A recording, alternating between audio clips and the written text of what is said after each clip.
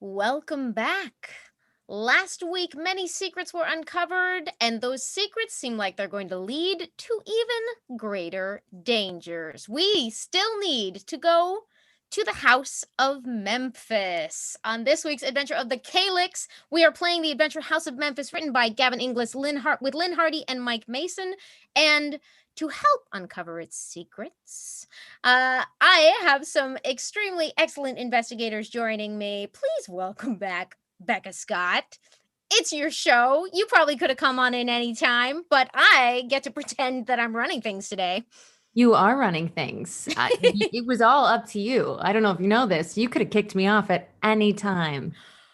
Oh, You you like, should "No, not have no." given me that information. Returning as MK Rhodes, our tough private investigator, the one and only Becca Scott, and joining her,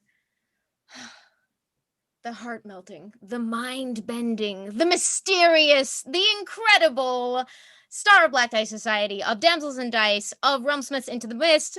Please welcome back Nora Ibrahim as Zelda the Magnificent. Thank you so much. It's such a pleasure to be here amongst all you beautiful people. Thank you. Amy, you're doing a wonderful job. As a law keeper, you just make my heart sing. And I'm just so delighted to be here tonight. I love you, Becca. I love you, Amy. This is gonna be a tough night, because I just foresee a rough and tumble getting to the bottom of something, no matter what it takes. But glad to be here with y'all. Unfortunately, our third incredible investigator from last week is not able to join us, but please go follow Vanessa Guerrero. Enjoy her incredible turn last week as Virginia Baker, and, stay tuned for adventures to come. I guess. She will be missed. She will be missed. Not feeling well, but please go send her love on Twitter. All right. And I straight up don't remember if we have more business before we start getting Oh, into we it. do have business. Guess I'm so what? sorry. We are sponsored by Chaosium, the publishers of Call of Cthulhu, and we are so incredibly grateful to them. If you are grateful to them for sponsoring this show, or you just want Chaosium products, you want to play Call of Cthulhu for your friends and family, go to chaosium.com and use our special offer code Calyx2021.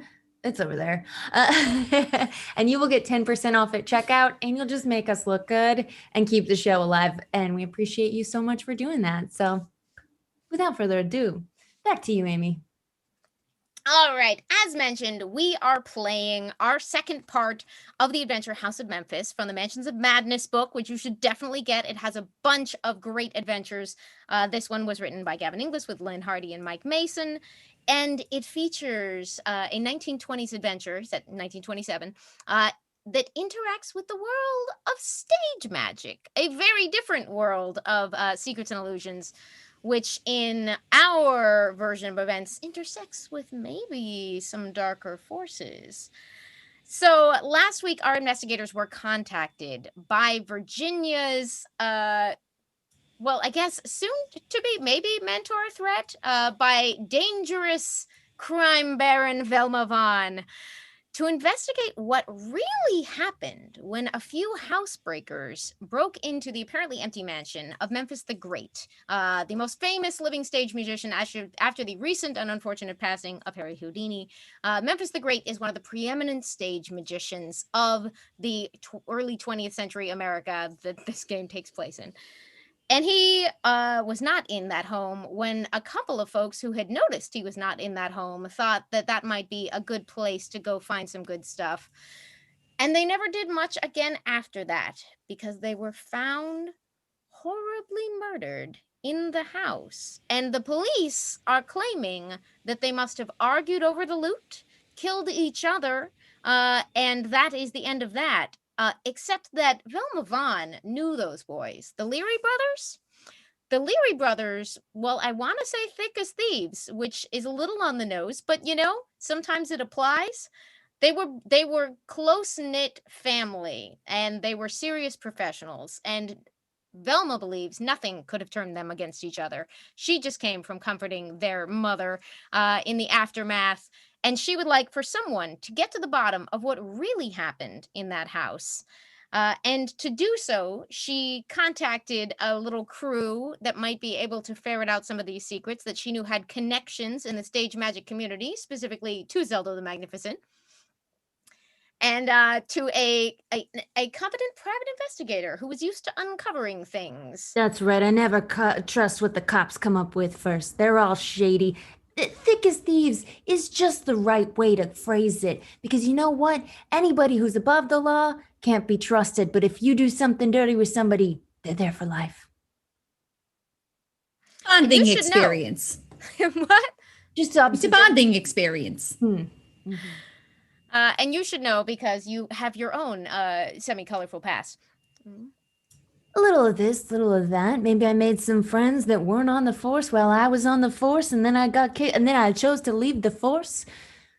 But that was my own decision. They didn't understand my methods. Unconventional. I never took what the brass would say as the final answer, and they don't like that. You can't keep a bird in the cage is what I always say. I am a bird. So Velma recruited you, talked you up, made you some vague promises of future good, and dispatched you with some free tickets to start looking into, because she suspects that this might have some connection to stage magic because they're very protective of their secrets. So to give you an entree into that world, she gave you some free tickets to go see the show of Harold Hawkins, a, doing well, but not the most famous magician in early 20th century America, who was performing at the Wilbur Theater. You did some incredible spotting outside of that show, and Zelda did a magnificent, no pun intended, performance in the lobby to get the lay of that crowd as you moved to your seats. But the show did not go as planned. Because as you all were able to spot, not all is well with young Harold Hawkins. And there was a terrible... More namely his assistant. What? More namely his assistant. But yeah, something seems vaguely not well with him and distinctly unwell with his poor assistant. Yeah, and her gushing head wound. I patched her up best I could. You did, and you earned some trust and gratitude from young Harold Hawkins as a result, who, despite some misunderstandings in the dressing room, eventually came to trust you all and introduced you to his fiancée, Ingrid Schwartz. Honestly, if someone hasn't pulled a gun on me at least once, I can't really consider them a friend. Again, those bonding experiences. You haven't lived until somebody has pointed a gun at your head with questions. Backstage at a magic show, yes. So Harold Hawkins seems to be struggling with something, and his fiancée, Ingrid Schwartz, seems very concerned about it. And as you all then put the pieces together, she is, of course, the daughter of that same Memphis the Great. Schwartz! Axel Schwartz, the real name of Memphis the Great, the stage magician with the extremely fake Egyptian theme, and you gained her trust as she talked to you a little bit about her worries and her fears backstage at the Wilbur Theater, and then when left alone in that dressing room, you finally got in to the locked locker that Harold had been behaving very suspiciously about, got inside and found the revolver he had pulled on you earlier, and a very interesting book containing some very upsetting recipes and a frontispiece that reads from the Library of Memphis the Great. Dun, dun, dun. And that is where we left our story. But in the meantime, because you all did so much amazing skill checking last week, we decided to go ahead and apply that you all can upgrade some of those skills. Can you tell me how that went on your character sheets? Yes, I had a chance to improve 4 skills, and I only improved one of them by 2 whole points. But all my sneaking around, being stealthy backstage, not a single employee of the stage spotted us, and for that, I improved 2 stealth. Absolutely. You did that. Partly, it could be even residual results of going into the stage apparatus that you found backstage, guarded by dogs, ably pulled off of you by Zelda the Magnificent, as you investigated one particularly mysterious piece of stage equipment that seemed to have a little bit to offer beyond the standard bag of tricks of the stage illusionist. And as you found yourself putting yourself back together on the other side of a very small gap in space, It was terrifying. I don't want to talk about it. I was there and then I wasn't, and then I was somewhere else, and there was no explanation. then you are better now at hiding and sneaking around than you have ever been. And for those who haven't played before, in order to improve a skill, you have to have successfully made a check on it during that adventure, and then you roll. And if you fail, you have a chance to improve the skill. 1d10, right? That's right. That's right. And so the better you are at something, the harder it is to improve because you're already quite good at it. And I'm sure, MK, it's just you're terribly good at so many things. That must be it. That's why they didn't appreciate me on the force. But They're without a jealous. doubt, that is why she is here today. They celebrate Yes. mediocrity there. That's not MK Rhodes. Slam on the 20s Boston cops and or other cops, other places. Jay. But Zelda, how did your character improvement go? Well, I had three successful checks during our last game. It would be during psychology, because I'm a wise woman of years, and that has helped me. And also with spot hidden, I had a very successful thing with spot hidden, and also with charm, because hey, a woman of my age, but I still got it. So a little wink, and so with those three things, I succeeded in failing in two of those. And so I do have now a 4-point increase in my charm, and then the whopping 10 points in spot hidden. Your incredible observational skills last week as you all started investigating this, and as you worked that crowd at the front of the theater, you knew all in that moment. You are becoming Zelda the Omniscient. And I am very excited to see how that applies as we roll forward in this adventure, because you may be getting better at things, but your sanity is not getting any higher, and the challenges will only continue. Dun, dun, dun. All right, so you all were left alone in that dressing room. You have it to yourself. Virginia is also here, but she is going to think carefully about the adventure of today, and take her cues from the two of you as you decide what to do with this information and with this book. It is very odd that he has this book from Memphis, right? It doesn't add up. This is not his. He seems uncomfortable in his own skin. It seems like he has a lot to do with whatever happened to Memphis, who is still missing. Yes, something isn't adding up. And then Harold was just switching on stage and just being really sweaty. Something's not. He's switching. He's schwitzing a lot. It's not normal. He's a stage magician. He's got to have a little more charisma. You can't get, even with those stage lights, which can be very hot. It's a little more. MK takes out a notebook, flips it open. She hasn't written down a single thing, but she just writes down schwitzing.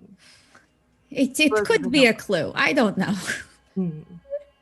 I say, Virginia, you bring that book. It might be time for a trip to the house of Memphis. Oh, I've always dreamed of going to his house one of these days, because I'm such a fan. Oh, a fan? You haven't met him? I figured you were kind of in league. You seem very talented. Oh, yeah. Yeah, of course. No. Yes. But to be in the house would be a dream come true.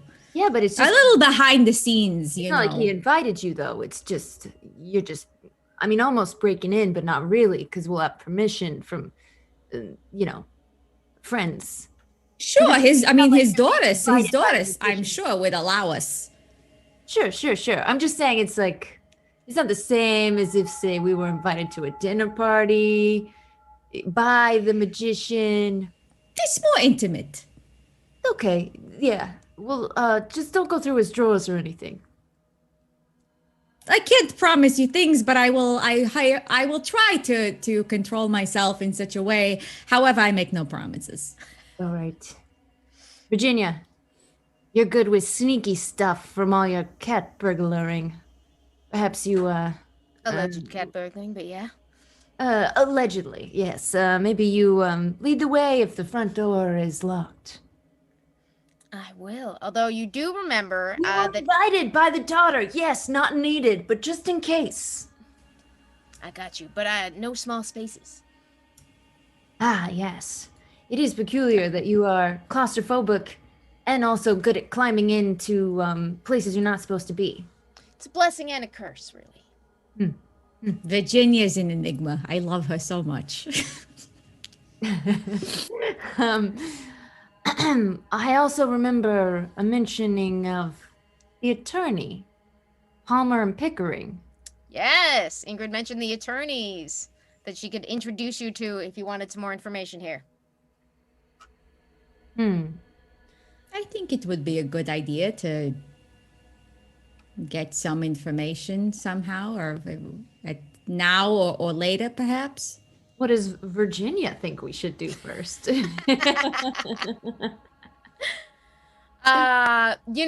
Virginia could go either way. I need to see in this house. The first way to solve a murder case is to go to the location of the crime. Yes, the scene of the crime. That's got to be now. I mean, you are the expert, MK, because of your investigate. I've never been on a murder investigation, but I trust you on this one. Sure, but you've spoken to lots of dead people, right? All the time. That's basically half of it, except honestly, you probably got a leg up on me. Well, with our combined skills, we cannot lose. I have full faith in us. I'm gonna step out and call a cab because I assume Velma gave us, a little petty cash for this investigation ahead of time. During that extensive negotiation, I don't know that there was a mention of petty cash. Dang, I gave most of my cash to the doorman so that he'd give me information about who was going in and out of that bar.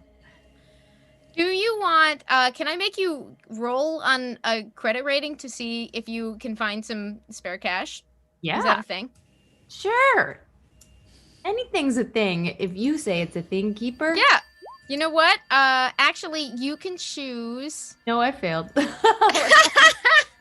mean, I would be happy to choose. Yeah, that didn't work out so great. Zelda, you wanna poke around for petty cash? Sure. I didn't. I was trying to look to think to myself, do I have any cash on me to begin with? And I don't know. Oh, I do. Your credit rating. Well, I'm looking at this is out of game. I'm looking at my wealth in my stat sheet, and it says 50 cents. I don't know how much that goes in this era. I like that it's out of character, but your voice is still in character. Yeah. It's hard to put away. Let's see. If your credit rating is 40, bear with me. Hold on. Go ahead. No, I'm curious. Okay. So I do love, side note about this game that I love is that you have a million different options for how you can fill in complex backstory ties and all of the structural stuff. And it gives you a lot of really great options for basing things on social status in a way that works for different settings. So just as a little side plug, I actually love that there's something like a credit rating score that will affect the way NPCs interact with you. That's just cool and neat. And thank you. Good job, people who make this game. Amen. Okay, well, this is for If you are of average wealth, which you are having a credit rating between 10 and 49, then your cash is your credit rating times 1. So that's $40 for you, which, times that by 20 by today's standards. And then your assets would be your credit rating times 25. Your spending level, however, is just about $5. I got $10 on that one. Yeah, fair enough. Fair enough. I might be looking at a different one. That's for the Old West setting. That's fantastic. You've got the petty cash that you need if you need to procure some transportation. Wonderful. Zelda, you spot me this time. I got you. I got you next time. Say no more. You and me, we're a team. We're going to this thing. You don't worry about a thing. I got you. All right. Do you want to... I'm going to rule that Ingrid left you with her card, because I can't remember whether I said that or not. But do you want to call and coordinate with her to see the house, or... I think maybe if she's still in the theater, we'll stop by, we'll ask her if she could show us the way, we'll follow in a cab. Yeah, because if she could show us little things about the house, she might have some insight onto some things that we wouldn't be able to know right off the bat. Yeah, like the key to open the front door. Like that. That's a very important thing. You find Ingrid pretty easily. The ambulance has now taken the poor assistant off. It looks like she will be fine, but she is going to need a little bit of rest after the dangerous spill that she took in the middle of Harold Hawking's show. Did you say spill or spell?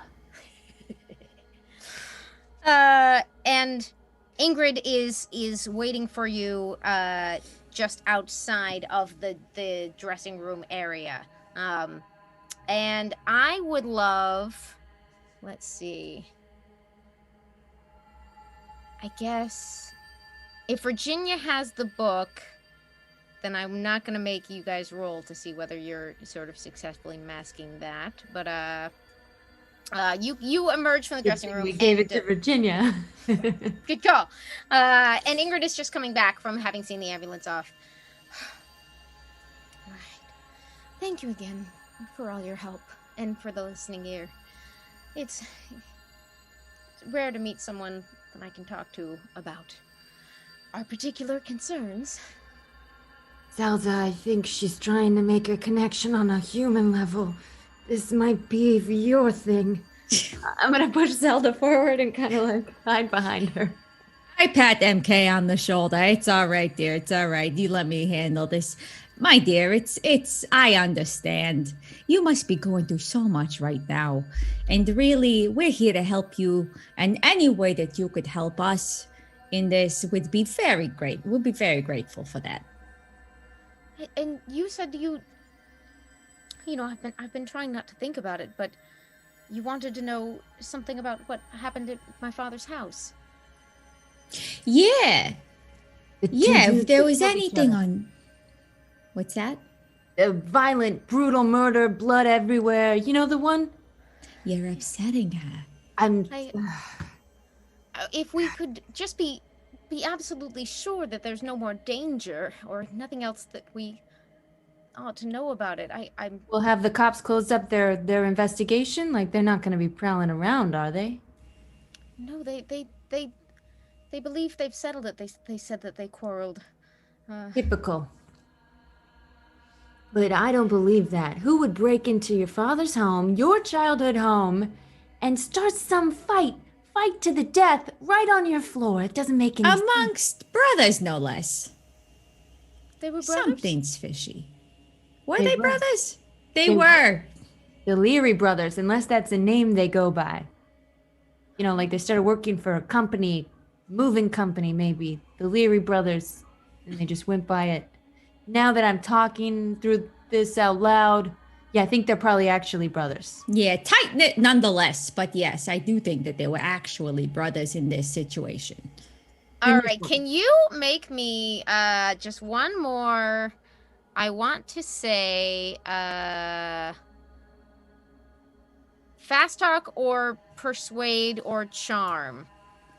Which one of us is doing this? MK, who has Persuade is my volunteered. best skill.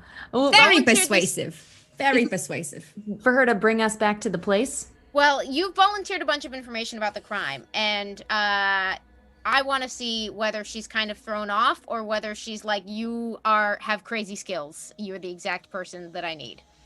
We can get to the bottom of anything. We know more than the cops do, and we will make sure that your father's home doesn't have any lingering spirits with unsettled issues. Spirits? You see, it's pretty important. I critically failed. That's a critical fail because I'm below 50 in the skill. So a 96 to 100 is a crit. All right. One moment. This is the first. Don't make me roll if you don't want me to fail, maybe. Yep. I am excited, and I'm gonna live with the consequences of my actions, just like you will.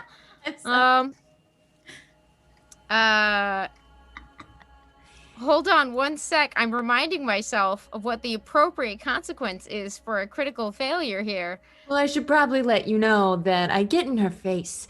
There's gonna be ghosts lurking around, ones with issues, problems that probably wreak havoc on anyone to set foot in there unless we come in there. We're the only ones. We're the only ones who can help.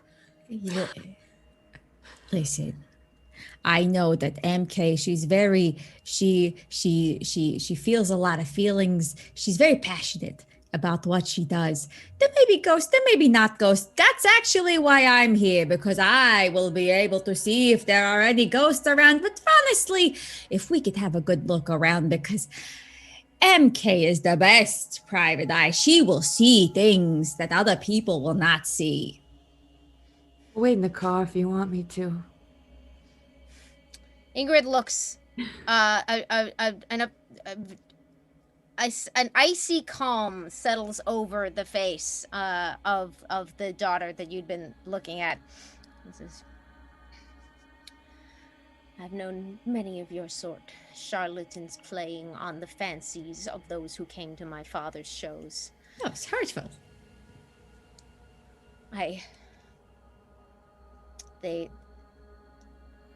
It is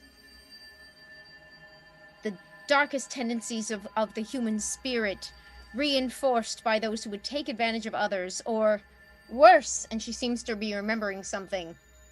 Worse, they believe it. Worse, they believe there are other forces. And they start to let them change them in some way. I'll have nothing to do with it. Leave me alone. Leave Palmer and Pickering alone. No. And she, angrily dropping the card that she was about to hand you, she turns around and she storms out of the backstage. Listen, lady, you can't quit us. We quit you. You hear me? I think I played that well. You did great. The tensions are high as I very slowly, because of my age, bend down to pick up this card. So the card has her name on the front and the address of her apartment, and on the back actually has contact info for Palmer and Pickering, the Boston attorneys. Well, Her father's business. I guess maybe we should check out the lawyer, huh? we could. There may be something if there's anything, lawyers really know all the ins and outs of somebody's private life. Maybe they might be able to know who this Memphis was in contact with, what grievances he had, what battles he might have been with other people. Who knows? I don't know. True. I just, Definitely. yeah. You know, when I was leaving the force and there was a lawsuit involved, I told my lawyer everything. They were basically my shrink, you know. I told them every little bit about my life. And so maybe this Pickering, he'll know a thing or two. Yeah. But we really got to turn on the charm this time. I feel like we came on a little too strong. I'll be the strong silent type.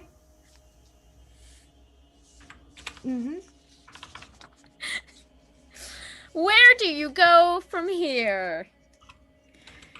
I would suppose we would take a cab over to this law office. Yeah. All right. Just as a side note, I love you both so much. Okay. Don't worry, because of DM Stretch's suggestion in chat, a reroll is now a channel points reward. It was such a good roll, though. I'm sorry. Like, all right, you are on your way, holding Ingrid's card, with two Palmer and Pickering attorneys at law, and Palmer and Pickering is a prestigious law firm with offices overlooking Boston Common, the oldest city park in the United States.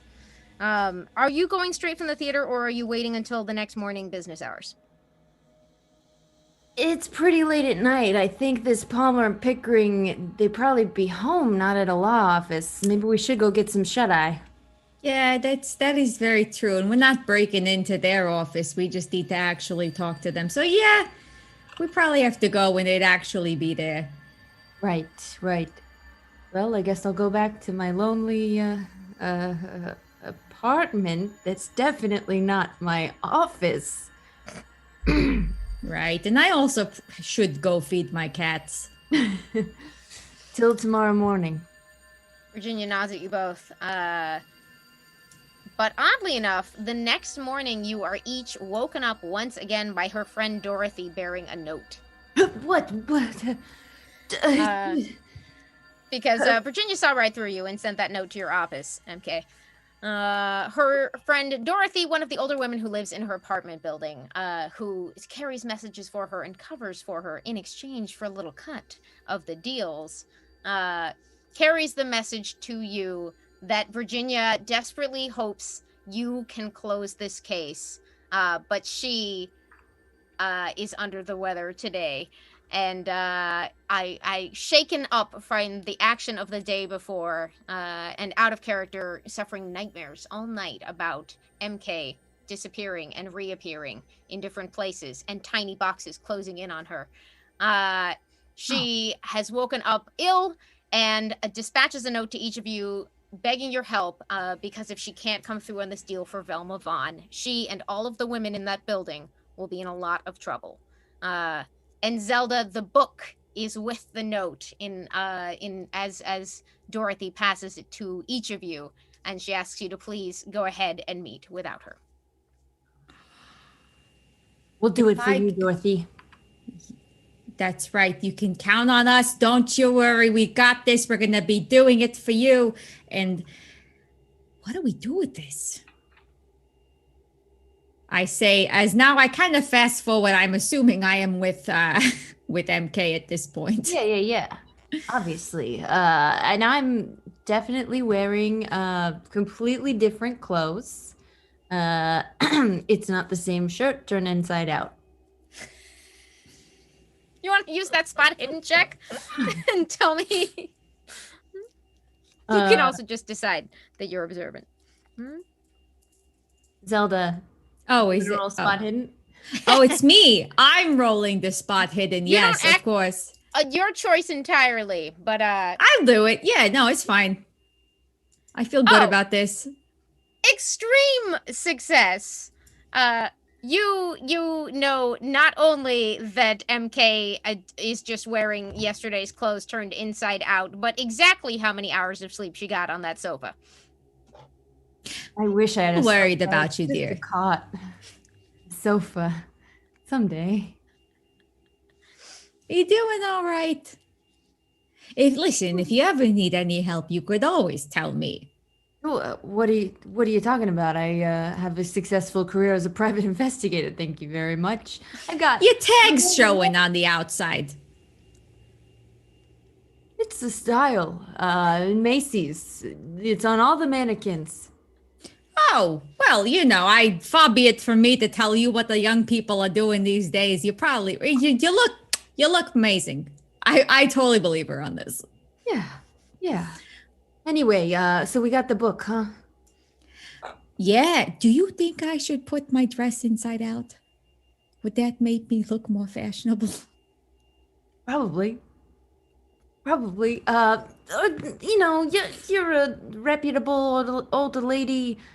Maybe it's not for you. There's no real place to change right here. Yeah, I'm not one to pretend that I'm with what the kids are doing these days. That's fine. But you look fantastic. Thank you. I know. The events of last night are fading into the background as you're standing on a beautiful sunny morning in the Boston Common, the oldest city park in the United States.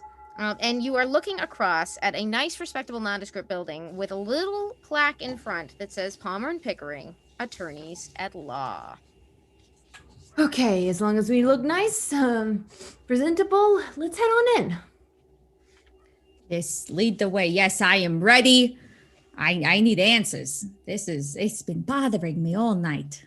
Yeah, maybe I won't ask too many questions, but I guess the main things we need to know is wait, hold on. This is the lawyer for Memphis himself. The Yes. man. Yes, okay. This is the lawyer who handles Memphis the Great's business. It's just, Ingrid doesn't have her own, and for business concerns, she also goes to him.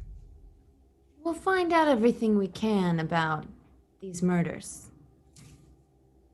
I hope so, because man, his daughter did not really give up the goods. Yeah. Yeah, I couldn't figure out what made her turn 180 like that. How strange. What kind of dame does that? Anyway, let's go in the building and I'll knock on their door. You do know that just to fill in that piece there are folks in this stage magic community like Harry Houdini who become obsessed with exposing frauds and the distinctions between real magic and fake magic. So it seems like in that moment, by suddenly claiming supernatural belief, you distinctly landed on Ingrid's bad side. Definitely in a natural way and not at any point as a result of rolls. But that's the turn that came across. But it seemed like there was even more than that, where she has some specific reason that she does not like suggestions of darker forces at work. All right. So the bell rings for you to come inside, and a very neat and officious looking receptionist greets you. Yes, Palmer and Pickering. May I help you? Yes, hello, dear. We're here. We don't unfortunately have an appointment, but we would really like to speak to those gentlemen concerning a very important matter about one of their clients. Yes, all right. And who did you need to speak with? I look at the Palmer, card. Pickering, either one. Palmer and or Pickering.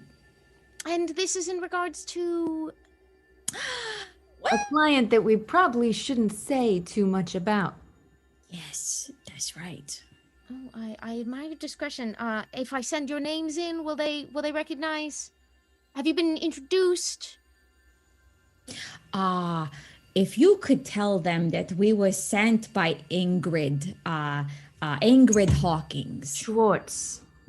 Ingrid Hawking Schwartz. Ingrid Hawking Schwartz, soon to be Schwartz.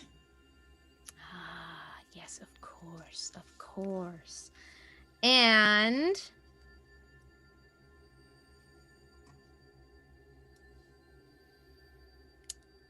do you I'm standing behind Zelda with my arms crossed, kind of like bodyguard style. Like I'm the And I'm a small woman. I'm small stature. I need the presence. It's much appreciated. Yes, Definitely not, so I'm not taken to be point person and have my word speak for all of us. How about if you could, let's see, be like, so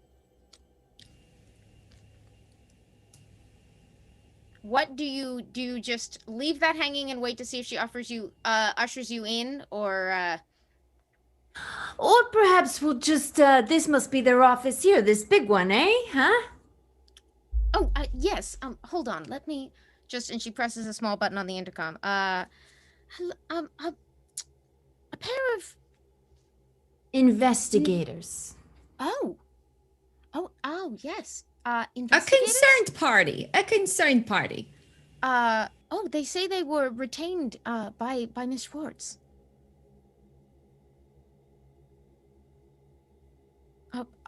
Yes, of course. Please go on in. Mr. Pickering is ready to see you. But I hope you've brought your note of introduction. And she ushers you toward the door. Thank you, my dear. Thank you very much. Is there a piece of paper sitting on her desk, like maybe a blank one, as she turns back to whatever she was doing before? Like a stationery? Yeah, Sure. just wipe one.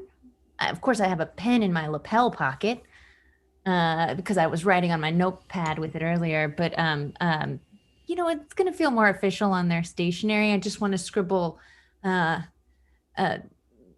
Help my investigators best IS. And it's very just chicken scratchy, as fast as I can. All right. I love that idea. Let me see, please. Can I get just like a general roll on your intelligence to see how that goes? Oh, very generous. Okay, come on. These dice, I swear to God, I'm refreshing the app. So it's 71 on a 60. Tell me what the result is of your note. It's just completely illegible. Like nothing. You can't. I scribble and can't read it. She was very distraught when she handed you this note, am I right? Very, just writing frantically. Maybe if MK, if you could translate what this note says. Hello, MK Rhodes, Private Eye. Yes, an elderly man, still neat, as you push open the door into the room. George Pickering receives you. He's a dapper gentleman in his 60s with thick glasses and an unfashionable suit. He looks like someone who can afford not to keep up with the times. He has a keen stare, though, which is boring into you one at a time as he looks at you, the two newcomers. And listens to your forthcoming explanation. Well, I didn't know that we were going to be in the company of such a handsome gentleman such as yourself. But hello.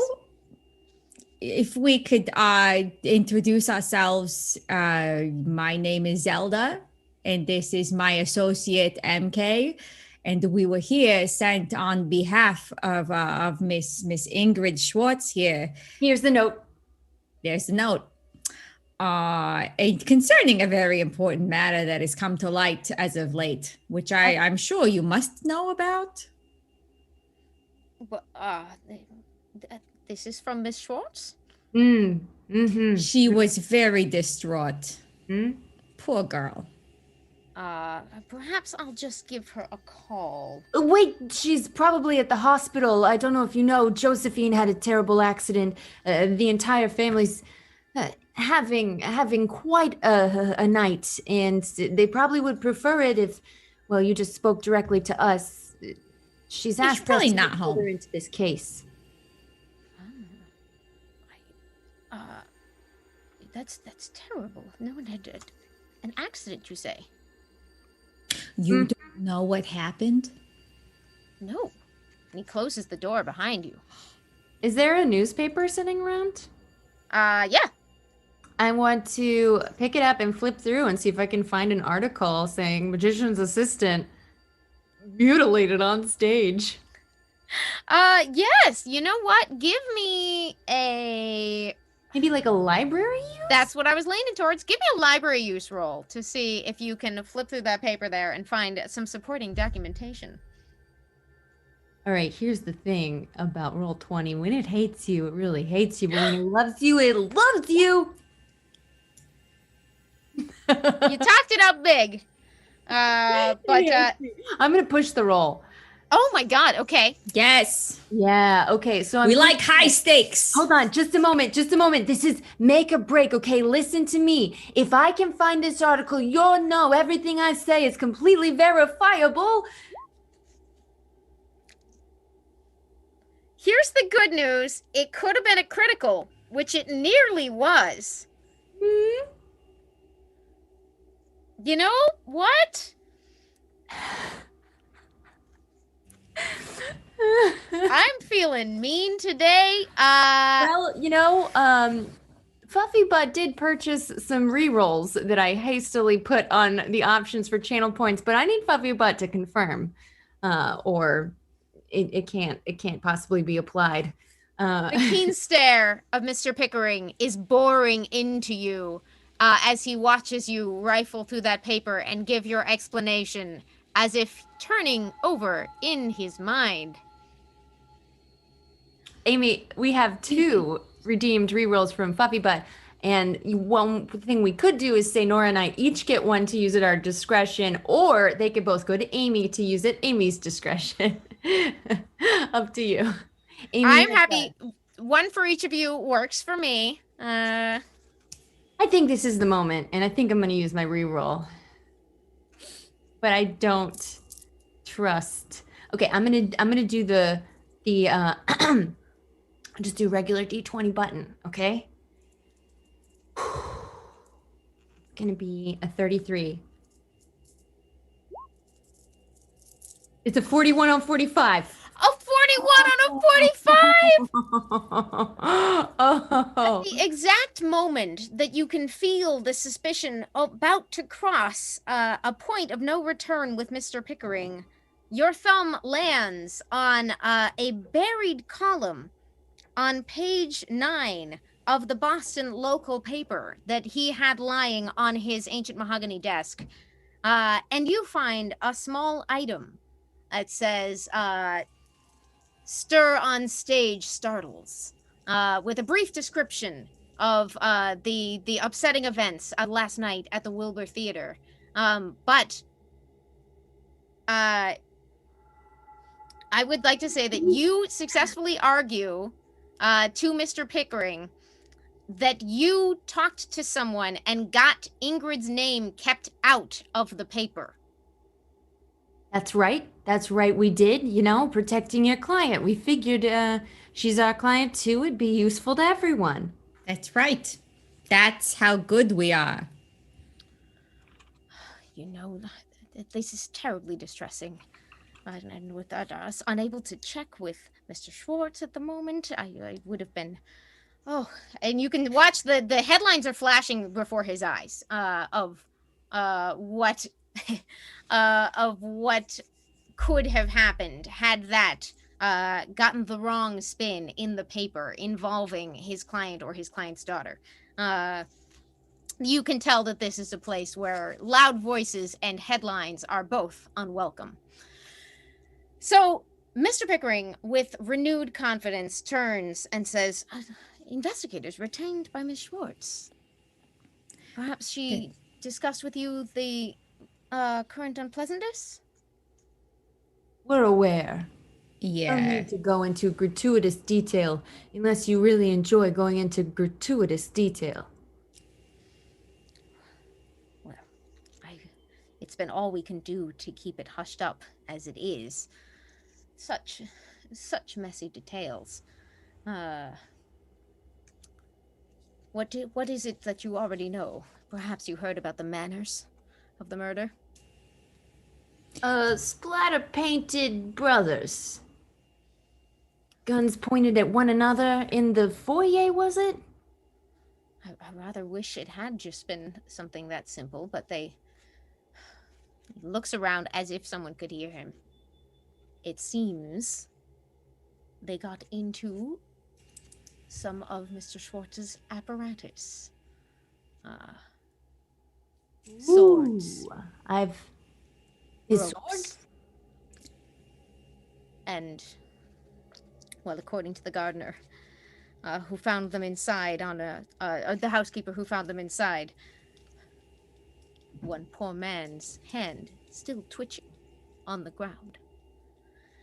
They were clearly butchers. They could, had Mr. Schwartz been home, or, God forbid, his daughter, who knows what outrages might have been done to the family. The police have been kind enough to settle this as quietly as they can, but in truth, if there's anything more that we should know, it would be a substantial comfort to us to be able to settle these matters. Do you know how long it was that your client had been out of the house when all this happened? Some weeks now. We believe he's on one of his frequent trips to research. I don't know precisely where. Something over a month, I believe. You could check with his theatrical managers. I'm sure they know where he's gone.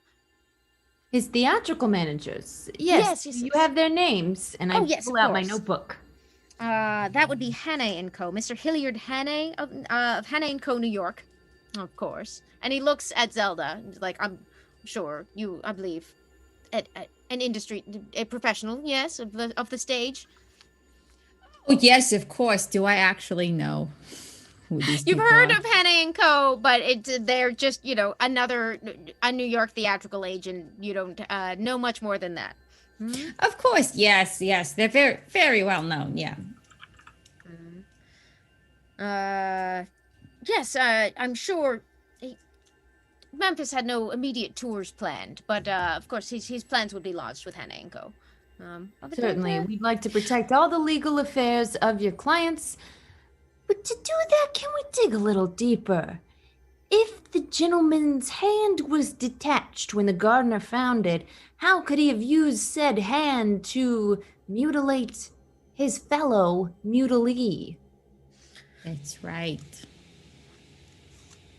Pickering looks very disturbed. I wouldn't know. I wouldn't. I couldn't begin to imagine. And his desperation seems to translate into an increasing need for you all to just please, if you could, do anything to sort this out, to put it to rest. And of course, if you would, just the most discretion to Ingrid. She needn't hear all the details. Oh, of course, no. I could. I want to know if Zelda senses. I give her the eye, like, is this guy on the level? She kind of knows my eyebrow raises at this point. That's how we communicate. Yeah. Is he, what I'm wondering is if he seems to be deceiving us or if he knows more than he's saying.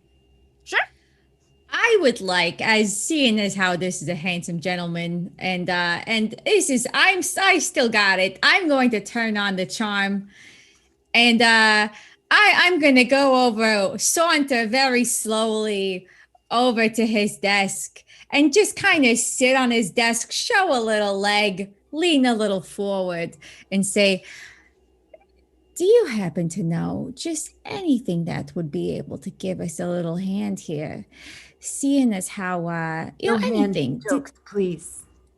That's, oh, yes, in poor taste. Yes, sorry, that's not what I meant. However, do you think that was there anything perhaps that, did he have any of his properties specifically insured? Any specific things in his act that he really did not want to get into the wrong hands, perhaps? Sorry, I can't help myself.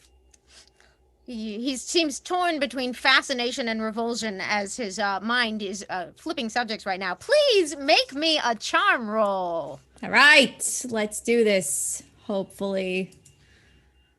Where's my character sheet? Let us find out. Oh, yeah. An extreme success. On that charm roll. It did not take much. here is the thing. Pickering is a buttoned up, extremely respectable, wearing the same suit for the last 30 years professional, but like so many of those people, his dreams are quite different. And if he were forced to admit it, the most exciting moments of his day are when he is arranging a matter for Memphis the Great, the stage magician whose life of glamour and travel and adventure and the mysterious secretly thrills Mr. Pickering, who therefore is putty in the hands of the beautiful and mysterious Zelda the Magnificent. I still got it. And with that, you seem to feel like you can see straight into his eyes. That revulsion is real. That hesitance about discussing these details is real. As far as you can tell, he seems to be telling you the truth about all of this. He wants it hushed up. He can't conceive of what really happened. He does suspect maybe there was more to this, but he is, he couldn't begin to form a guess. There's no part of him that sort of would do it. Axe murderers coming for all of his clients. It's too horrible to contemplate. So essentially, other than the fact that he knows something has to have happened here, but he truly doesn't know what, you don't get much out of him. And then as you prompt him for more information, is there anything specifically insured? Is there anything specifically valuable? He starts to just say, he was a very careful man, ma'am, about his professional secrets. Of course, as you, I can tell, have similar gifts.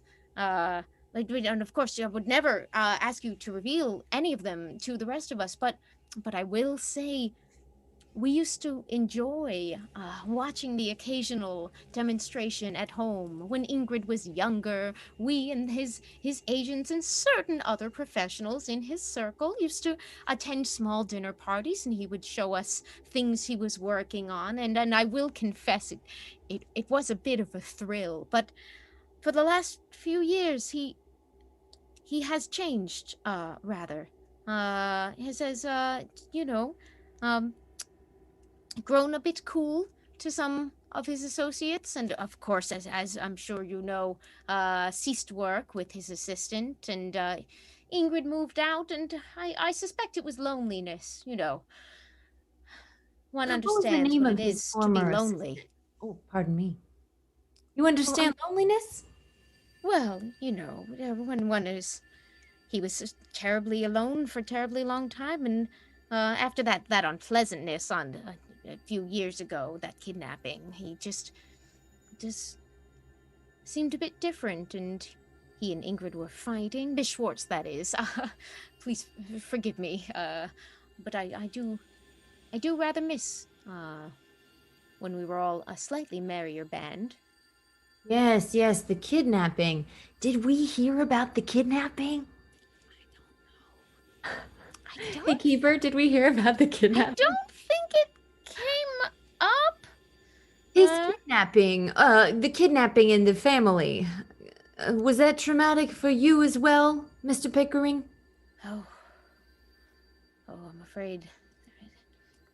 We'd been handling his affairs for some time, and he was scheduled to play that performance for the king, and then he was just gone. But all back to rights. I know, I can.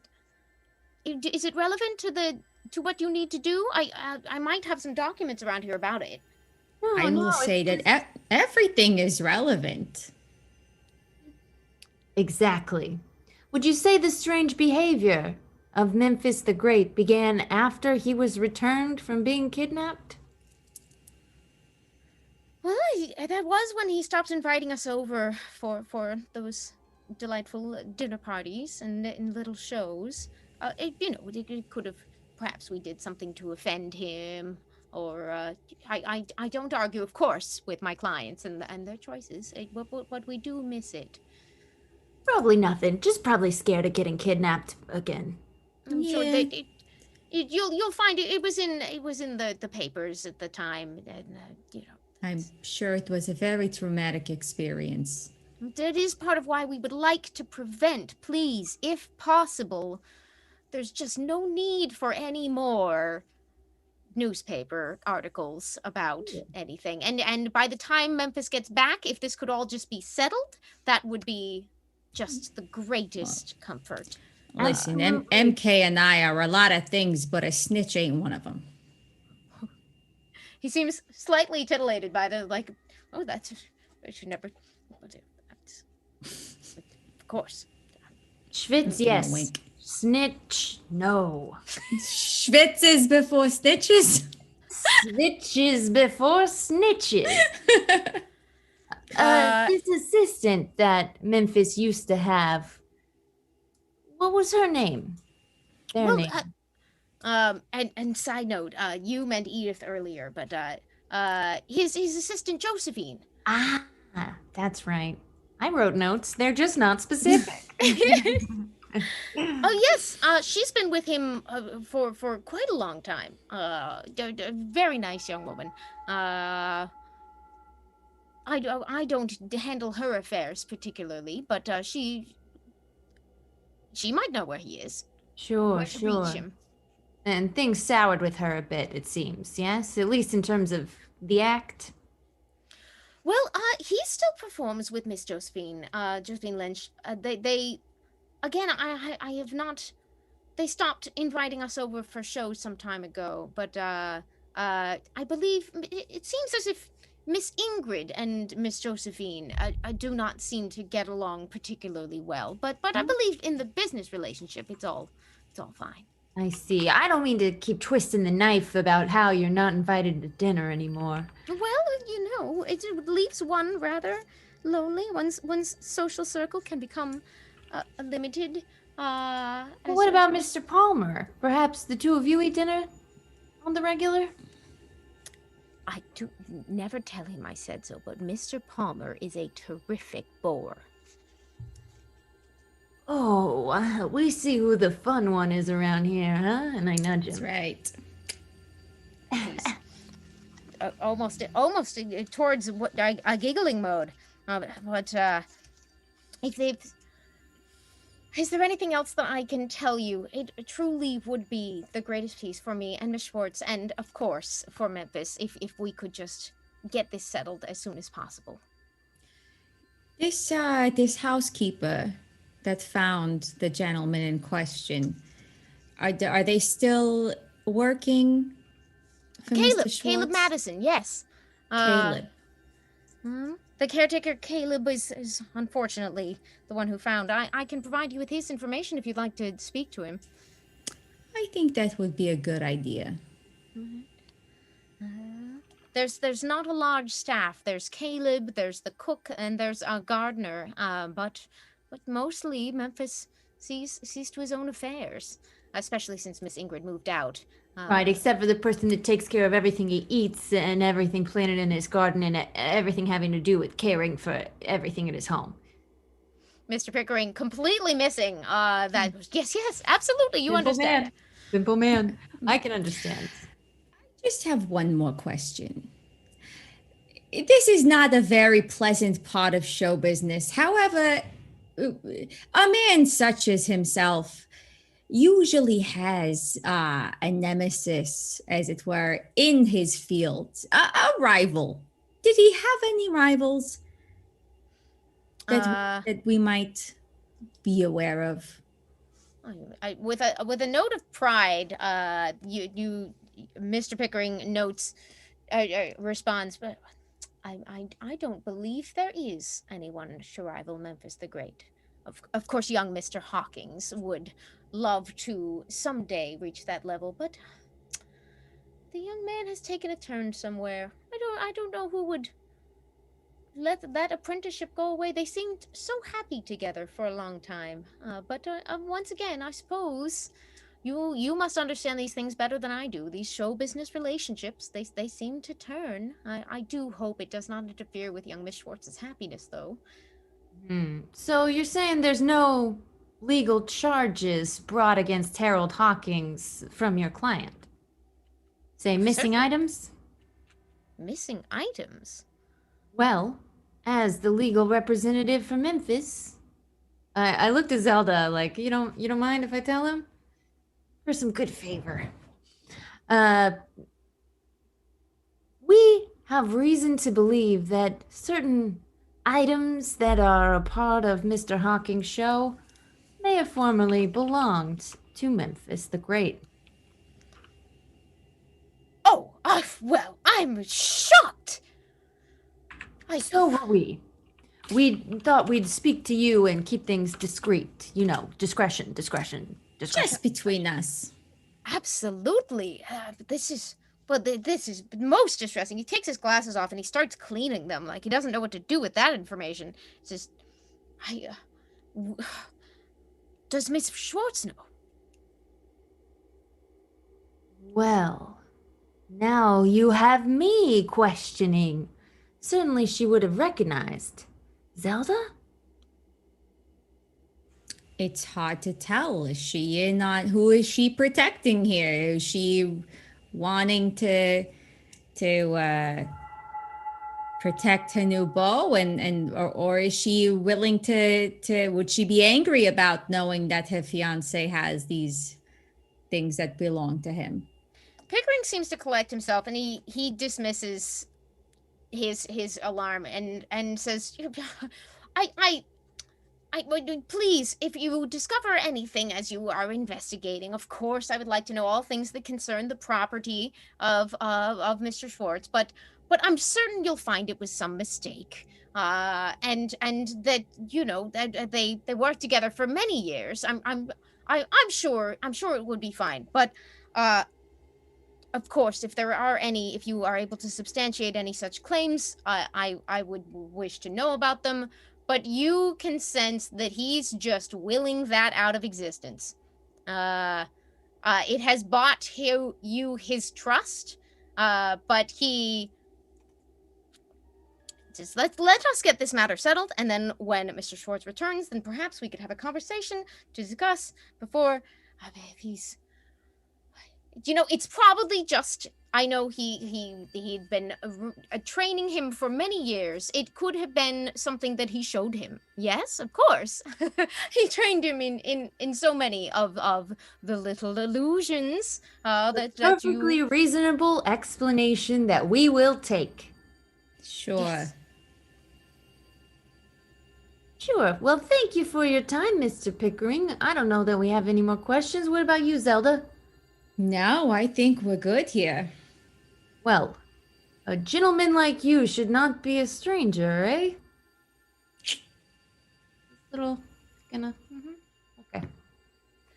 Yes, and he says, "Madam, if I can be of service to you at any time," and he hands a little card, Palmer and Pickering. Wonderful. And listen, if you ever need to get a hold of me and I take off my turban and there's like with a like it appears just in my hand, flip, and I hand that over to him.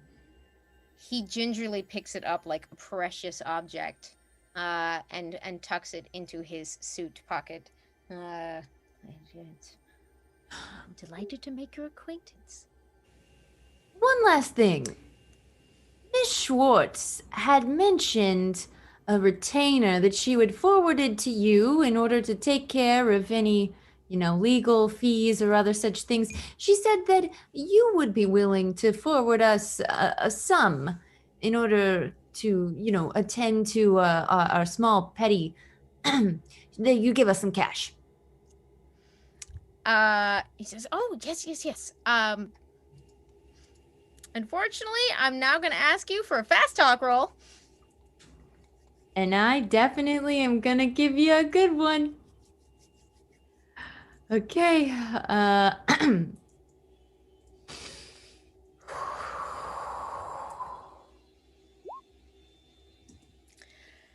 Oh. It's not a critical fail.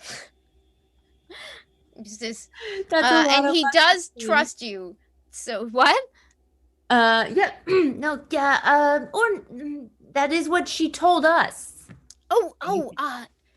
Excellent. Once I have her confirm that for me, I will send the appropriate amounts. But just You know what? Maybe don't confirm with her. Now that I think about it, that was another client. My mistake. You can just keep everything that we said here between us. yes, discretion, please. Thank you. If you require any other information, please let me know if I can assist you in some way. Do you have a way to contact Miss Schwartz, of course? Her personal number, I pat my pockets. I've Yeah, I lost my believe phone. I also, Pat. I believe she gave us a business contact, but a personal one. I think in such dire circumstances would be helpful if you should if you could assist us with that. Yes, of course. And he jots a phone number down, and hands it to Zelda. And he did give Zelda the theatrical agent's card as well, right? Yeah, I give that. You That's can you right. can just call them up, basically. Excellent. Thank you for your time, sir. Oh, it was. Well, it would be inappropriate to say my pleasure with such upsetting business, but the sooner done with, the better. And if that other matter should happen to recur, I'm prepared to deal with it, but I'm sure that it won't. It's fine, and we'll all be well before Mr. Schwartz returns. As I close the door, I just want to say to Zelda, for a lawyer, he sure hates to deal with problems. You're right. They're he's supposed to be the cleanup act here. You know, he seems a little sensitive Yeah. for a lawyer. Sensitive spot for you, madam. Listen, my dance card is almost always full, but if he should come along and ask me for a dance, I might make some room. You Indeed. noticed that he had watched you until you were fully out of the office before he closed that door. Actually, I want to stay in the office and ask the secretary one thing. Excellent. Ma'am, before we head out, do you mind if I just borrow your telephone for one moment? And then I flash the theatrical agent card at Zelda. Oh, yes, of course. On Mr. Pickering's business, what may I place the call for you? Dial this one up. I don't know how phones work. And That's that the call operator? comes through. But Mr. Henne, the answer on the other line is hello, Office of Henne and Co. I didn't think I'd get this far. Hillard Hannay, please. Oh, I'm terribly sorry. He is out of the office today. Can I help you? Oh, yes, just checking in to book his client. Mr. Schwartz. You probably know him as Memphis the Magnificent. No, the other one, Memphis the Great. Memphis the Great, Memphis the Great. I'm sorry. We get a lot of calls from this. May I ask who you're inquiring on behalf of? On behalf of Big Ring Big Circus. The Big Ring Big Circus. The biggest ring of the biggest circuses. Yes, we've added 3 more rings. Well, Memphis has no tours at the moment planned. Is he just at his home? According to your books? Let me take a look. I will need either a name drop or some kind of roll. I should really pass the phone to Zelda. Let's see. I think I'm gonna, it's not credit rating. It's perhaps I would use my Hey Zelda, here's the phone for you. Yes, Hannah and Co. Am I speaking to, is it a gentleman that's on the other A line lady. or it's a lady? Yes, hello. Hello, miss. I am sorry for my associate. I apologize. I am Zelda the Magnificent. I am also a local magician. And what I would like to do is we were wanting to book a headliner for our next show. I am going to be the warm-up act, but it unfortunately, as it turns out, our headliner had to cancel at the last moment, and so we were wondering the whereabouts of Mr. Schwartz, if we could get a hold of him. Can I get a charm or fast talk roll? All right. Which one am I better at?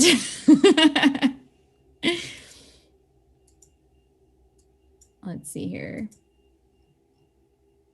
I'm charmed. Charm or fast talk? I don't know how good I am at fast. Nope, charm it is.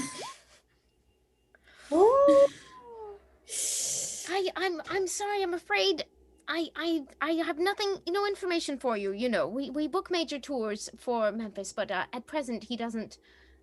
He has not expressed a need for any new touring circuits. And Miss Zima? Zelda, dear, Zelda. Oh, Zelda. Well, please feel free to apply with our agency. At any point, we would just need some samples and some references. You know, we get these called all the time. And she starts to give you the auditioner brush off. Well, you see, you may say that right now, but as it were, his lawyer and is also happens to be my lawyer. We are very well. We're just 1 degree of separation, as it were. I am no stranger to the business. Is that would be Mr. Pickering. Mr. Hickering. Yes, dear. And Luckily, so the line to New York seems just unclear enough that she goes, oh, Mr. Pickering. Oh, I'm terribly sorry. I do apologize for the misunderstanding. Of course. Yes. Let me check my files. If you wish to forward the inquiries to Memphis, that's odd. We usually have on file where to reach him when he is out of town, but it says here that Mr. Hennig has not booked any travel for him for several months. He has no tours coming up, and maybe there's some mistake, and you can hear her rifling through papers and be like, he always leaves. We've arranged his steam travel. Zelda. I'm terribly sorry. We don't seem to have any information on where to reach Mr. Schwartz just at the moment. Do apologize to Mr. Pickering.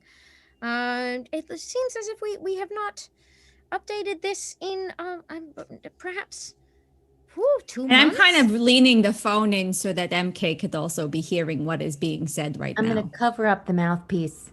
I think either he's in that house or he's nowhere. He's 6 feet under. It would be very odd if, like, he just up and left. Maybe he is there. Seems like he had a lot to walk away from and not much to gain by going missing. That's right. Maybe we should check the house.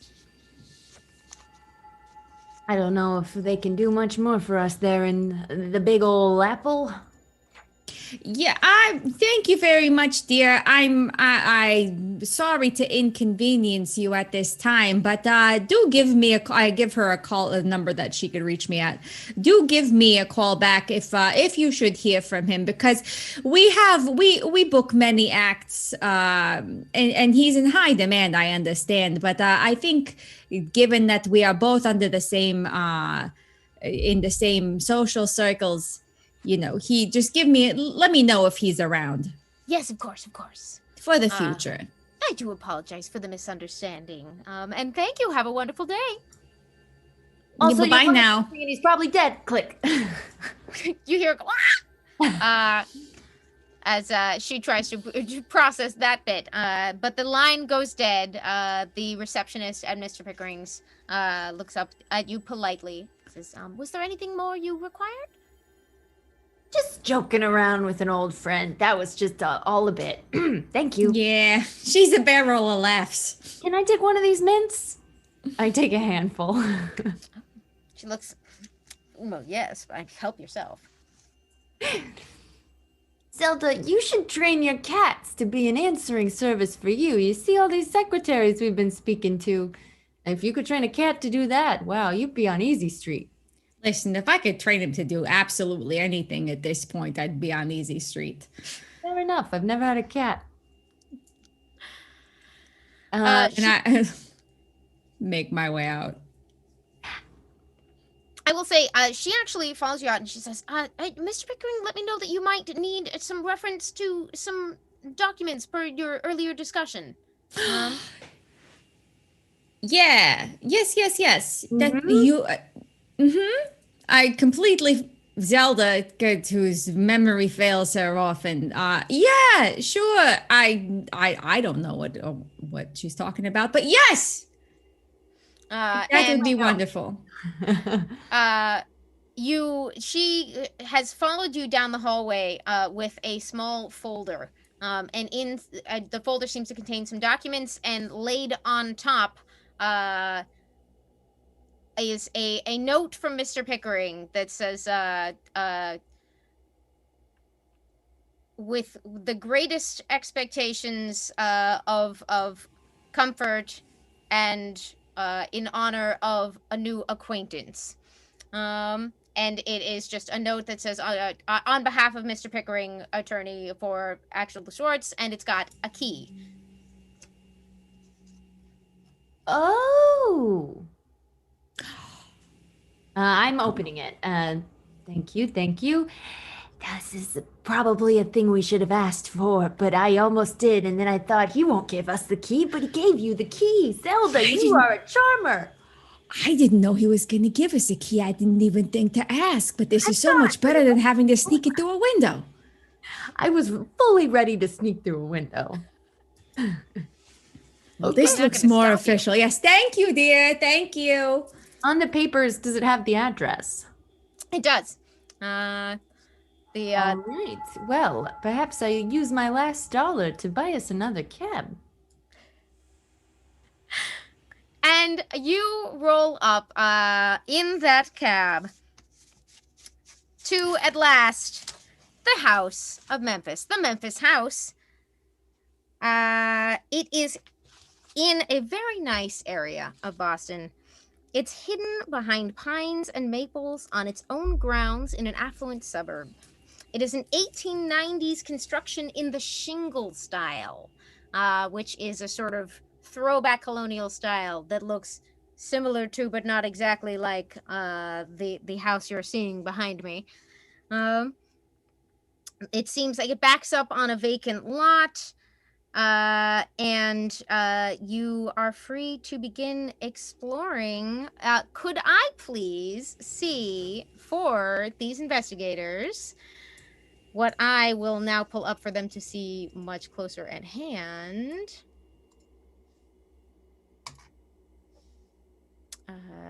I'm learning these buttons, sorry. The Memphis House. It's a map. Haha. This is Oh. a plan of the Schwartz residence in this nice neighborhood in Boston. And somewhere in this house may or may not lurk the secrets to the questions that are plaguing you, the problems of the Schwartz family, and the poor destiny of the Leary brothers. Your suspicious knowledge of whom has so far not set off too many alarm bells, but all of those destinies are intertwined somewhere in this map, which you all standing outside and gazing on it with that key in your hand will be ready to confront when we come back from break.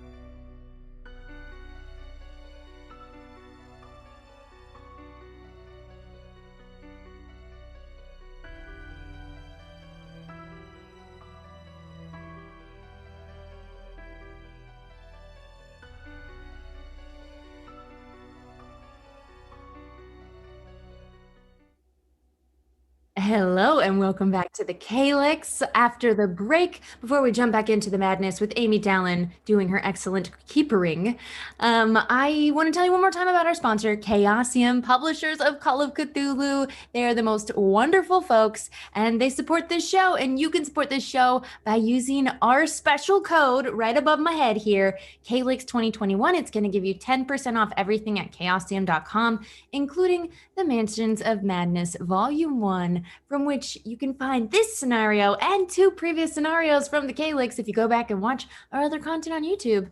So go do it right now. All right, back to the show.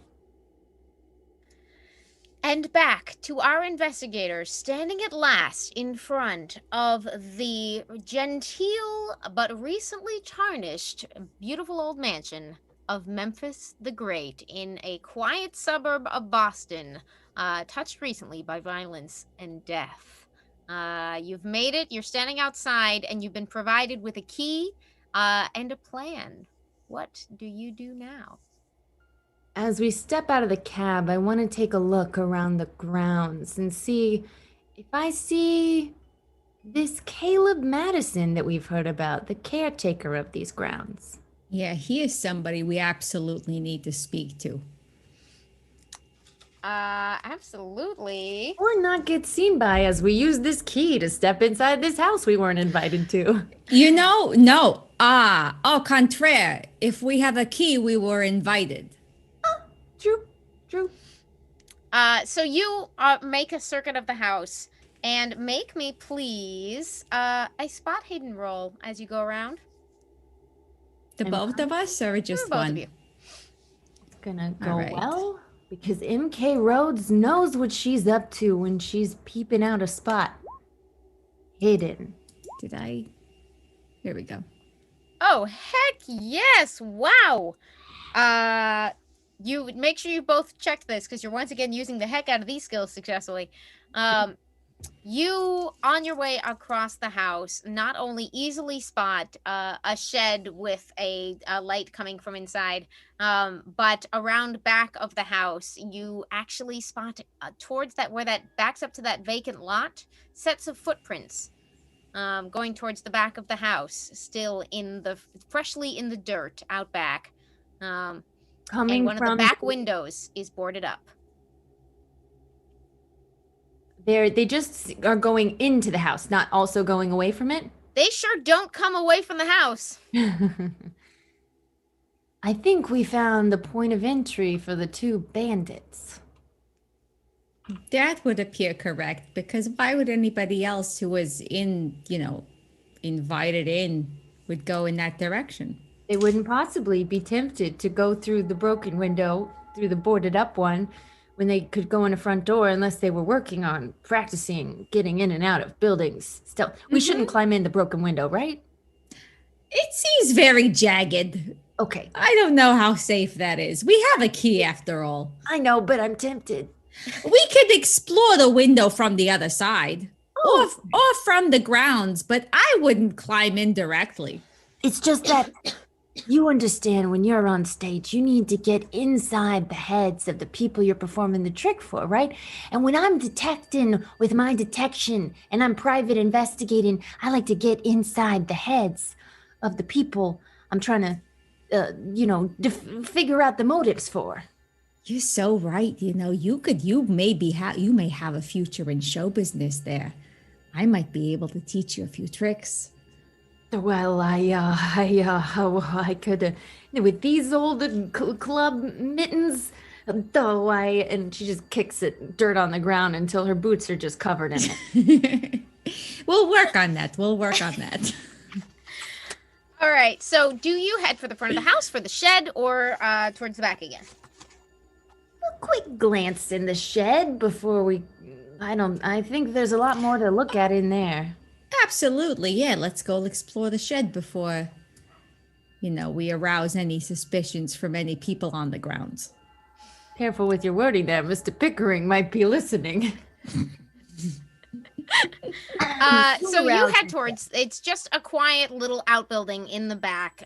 This is the kind of place where you do expect there to be extra buildings for all those people that are required to support the simple life, as you mentioned, of Memphis the Great. And as you circle around, you see that there is, in fact, some light coming from inside, and you can go ahead and knock on that door, or you can try to push it open. Let's use the key. Oh, the shed. Knock on the shed door? Do we knock on the shed door? Usually there's nobody on the other side. The caretaker lives in here.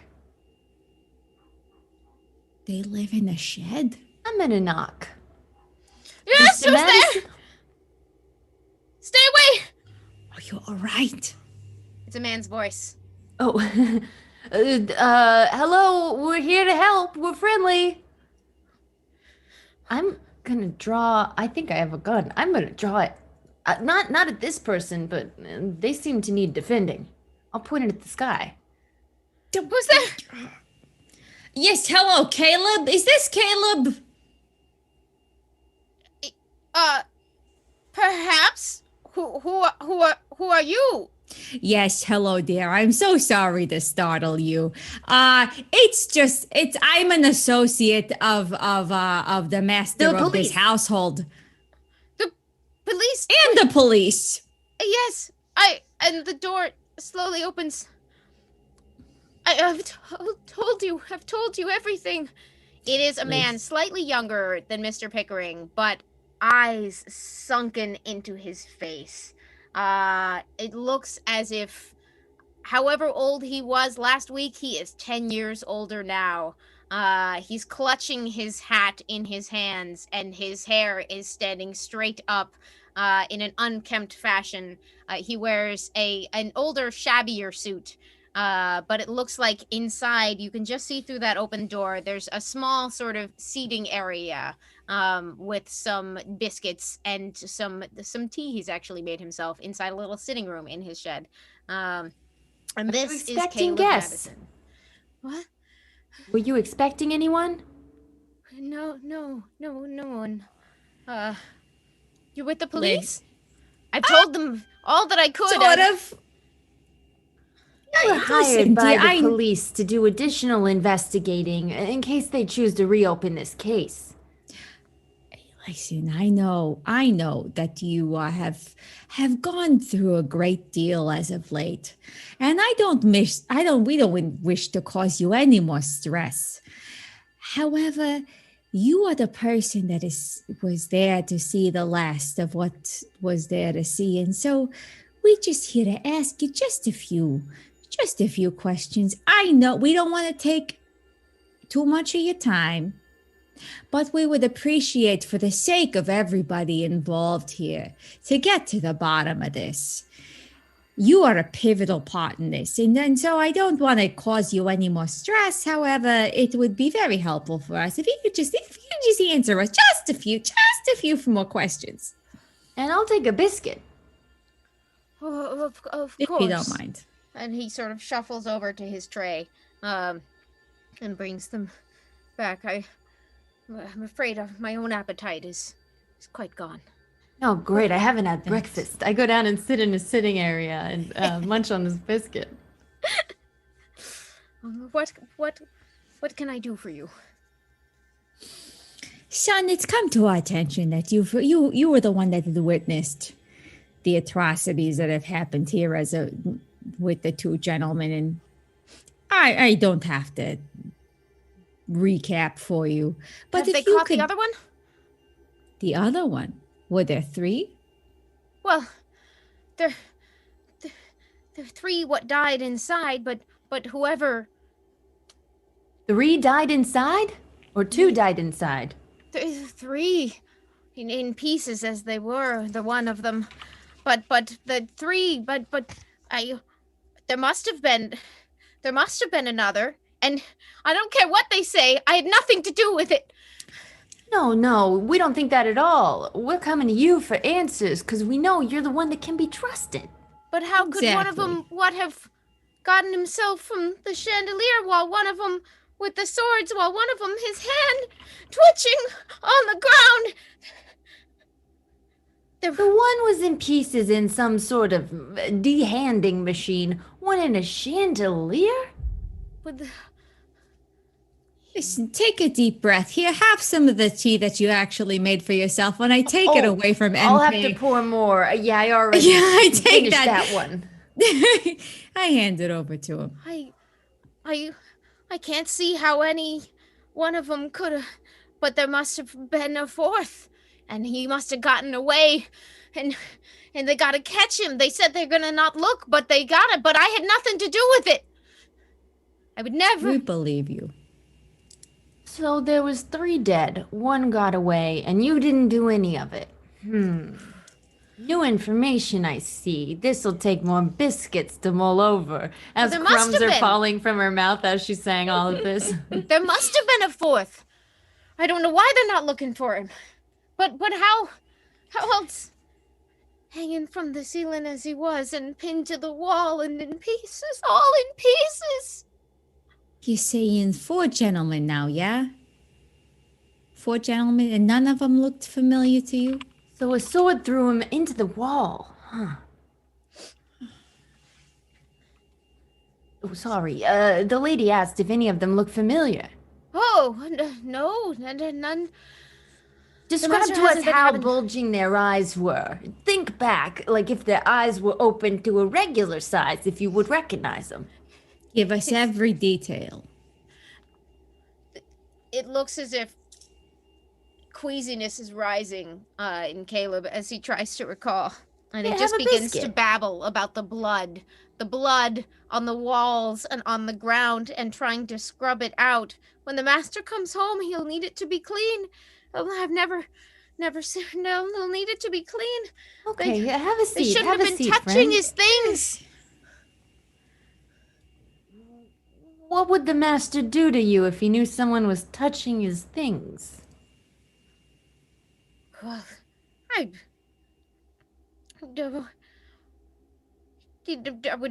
no one who works here would ever go into the master's secret things. Was there a specific room where he kept those things? Oh, it was in the prop room. His illusions, yes. What floor of the house would that be in, sir? Oh, it's You seem to know an awful lot, and we appreciate every bit of knowledge you can give us. Well, I should. I've been caretaker here 10 years. But never on days like these. I wish you were here. It's in the back of the first floor. You'll just...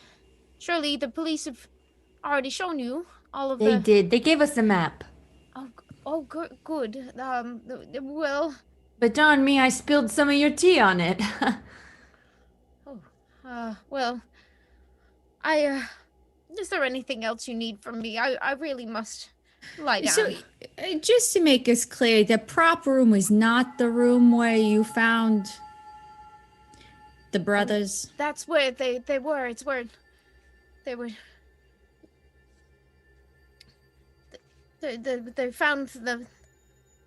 We know, it's hard for you. You found them in the prop room. Now, what were you doing in there if the master didn't ever want you going in there? Well, I don't go into the devices, but I dust them. I have to keep them nice. The devices, huh? They're not used for any weird... Like, that's the first time someone's hand has been chopped off in one, per se, right? Oh! God! Bless me, of course. I don't... What are you suggesting? They're the tools of his trade. Memphis the Great. Was he a sword swallower? Is that why he had so many swords? Well, I don't... He's got all kinds of things in there. He's got jars and boxes and... Only he should be touching them. I don't know what the... All right. Okay, As I'm one trying last- to calm them down, and I'm just elbowing MK like, he's cuckoo. We gotta let him go. We gotta rest. You Yeah. believe me, right? I had nothing to do with it. We certainly Oh, believe yeah. ya, and the police do too, obviously. You weren't even mentioned in the report. Exactly. No, you're good. You look like you just could use a long rest and maybe some of these biscuits that, as I look at Oh, MK, like maybe leave him a few, all right? there's this one left. One last His thing. nearly empty plate of biscuits. I'll bring you some more. Don't worry, I'm good for them. This fourth fella or lady that's missing. Do you have any evidence or just a hunch that there was one that got away? Well, if you've seen what they did to each other, there must have... Nobody... The dangling fella couldn't have stabbed, and the stabbed fella couldn't have chopped, and the chopped fella... And he just starts weeping as he goes back into his fugue of all that blood. So you see, there must have been... Just think about maybe a nice song that your mother used to sing to you. Maybe hum that to yourself. Yeah, We'll be he's on our gonna be way. all right. We'll take care of all of this. Don't you worry. Can I try a psychology roll to calm him down? Yeah, please do. He's Maybe kind of she's too singing- jittery. Maybe she's singing one about like a duck or a horse or, the one about the duck horse. Oh, the ducks and horses in the Rest, park. little duck horse, don't eat a fly. The caretaker, he's not ever gonna cry. Oh, You know that one? It's okay. Yeah, there you go, buddy. I didn't Have a know anyone biscuit. else knew that one. Oh, Mama. What did I do to deserve a sight like that? And he just starts singing to himself and retreats onto a little cot in the corner. I'm gonna tuck him in with this blanket there. Could you give me that last biscuit, please? I put it right in his mouth. We should go. We should go. Let's go. Caretaker Close the door. could cry. Seems like no one's gonna mind us snooping around then. No, I hope not. If he was the gatekeeper that we had to be afraid of, I think we're smooth sailing after this. I think so. Oof. So Terrifying. weird that there's not one but two other people that we gotta keep an eye out for now of the people who was involved in this. Yeah, it seems like more than just the brothers got dead. Unless one of them that was either sworded to the wall or hanging from the chandelier, maybe they lost their hand and he just got a little mixed up on his body parts count. Listen, I don't know what's he has. What to about the be- missing Memphis? It is weird that he seems to be missing. Told ya. 6 feet under is actually 6 feet above in the chandelier. Maybe. Who knows? A magician never reveals the secrets. Well, speaking of, I wanted to ask you about some trick. I've seen something called prestidigitation, where you move things with your mind. And so I'm trying to think, if one person's impaled over here and another over there, no way they could have done it to themselves, unless they move swords with their minds. Listen, I don't want to be the one to give away secrets here, but usually there's a little trick or so to one thing. I don't know that there's a lot of actual mind tricks to What do you these mean? things. I thought you were a real magician that did real magic.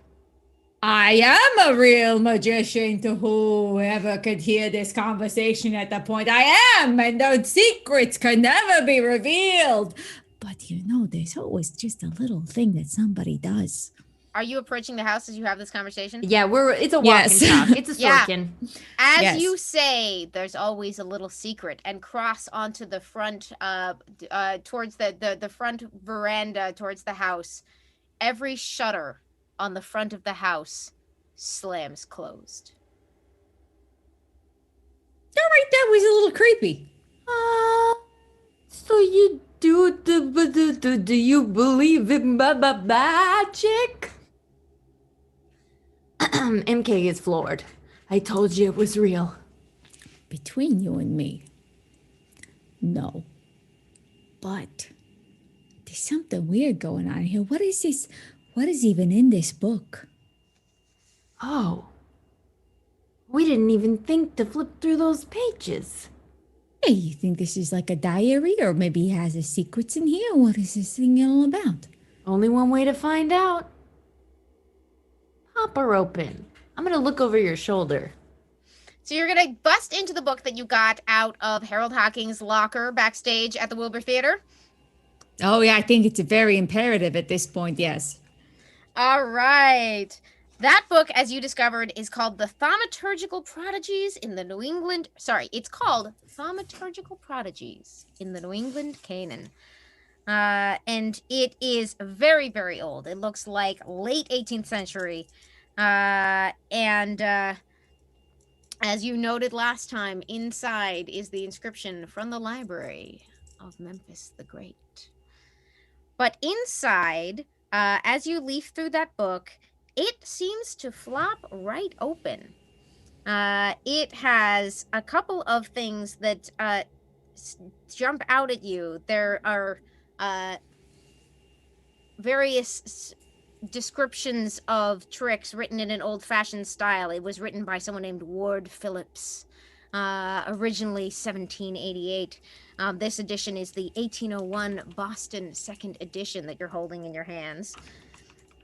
And it's got scribbling annotations in some much more ancient hand, but in one place, it has what looks like fresh writing, scribbled, where it fell open in the middle of the volume. There is what it looks like you would almost mistake it for a recipe, a set of instructions under a title, very strange instructions under the title, Contact Yoga Sothyoth. And it has been circled by a modern hand, and next to it written, Find Book of Eibon. Eibon? E-I-B-O-N. Eibon. Well, right here. If we want to find the missing Memphis, looks like all we gotta do is contact his buddy Yog Sothoth. No, this all sounds very, very dangerous to me.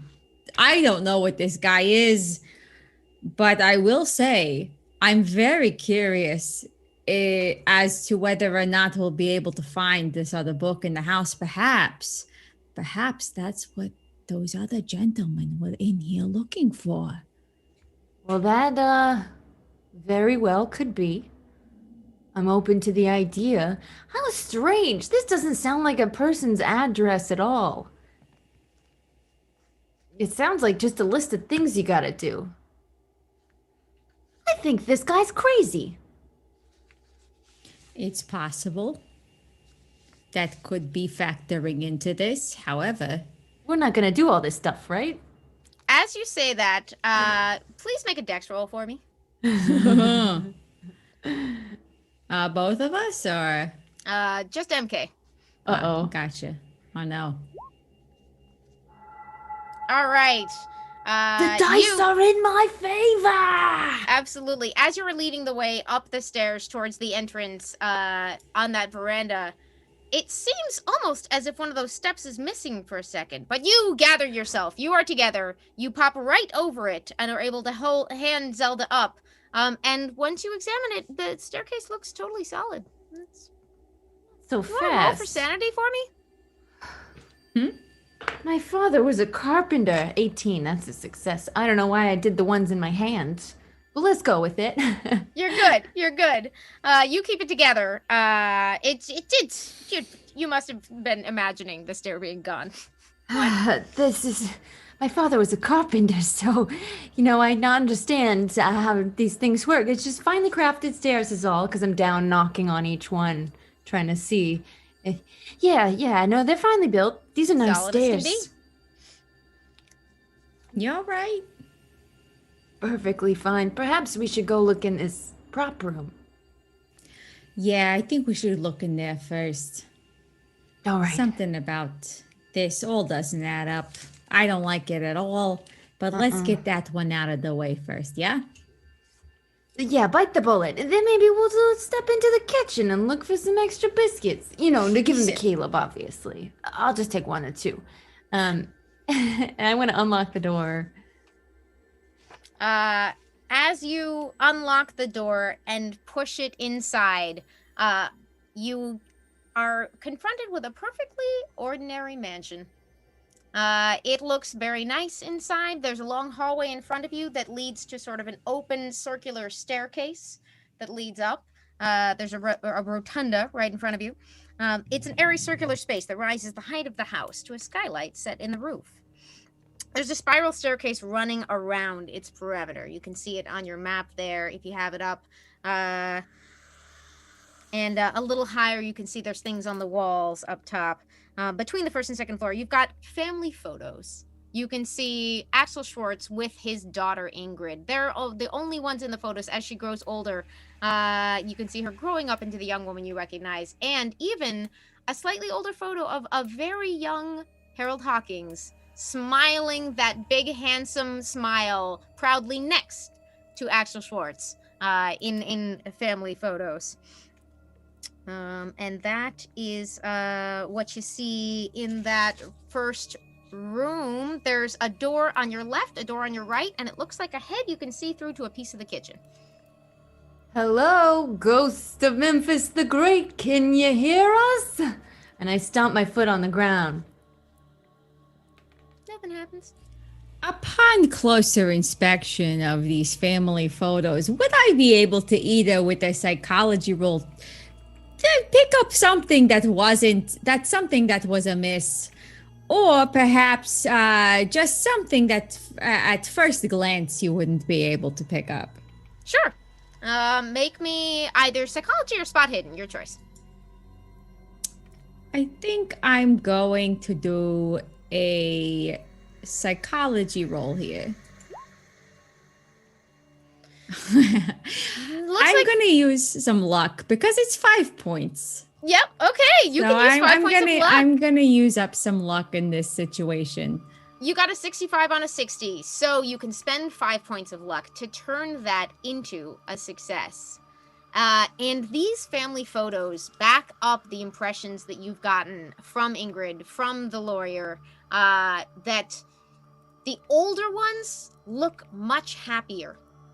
Axel and young Harold Hawkins, it looks like a picture of bliss. And the ones with Ingrid, they change. She looks very playful. There are cute little posed shots of her as a small girl wearing one of his extra costumes. And then one where she's a teenager pretending to be in the magician's assistant pose. But the one that looks closest to the Ingrid you've seen looks just sort of grave. It's just a posed shot. And you feel like it doesn't have the same spark as the pictures of a younger Ingrid and her father enjoying the life of the traveling stage family. Something definitely changed. And you would say between the time of young teen Ingrid and the Ingrid you met. Something's happened here. This relationship has soured at some point. What do you mean? Up there on the stairs looking at pictures. Do you not see? Look at this portrait of a life gone past, of a relationship of father and daughter that has soured. And as you say that portrait detaches from the wall and falls onto the stairs, shattering into a ton of glass pieces. Make me a dodge roll. I'm sure that was a coincidence. Dodge. Where is that? Ah, here we are.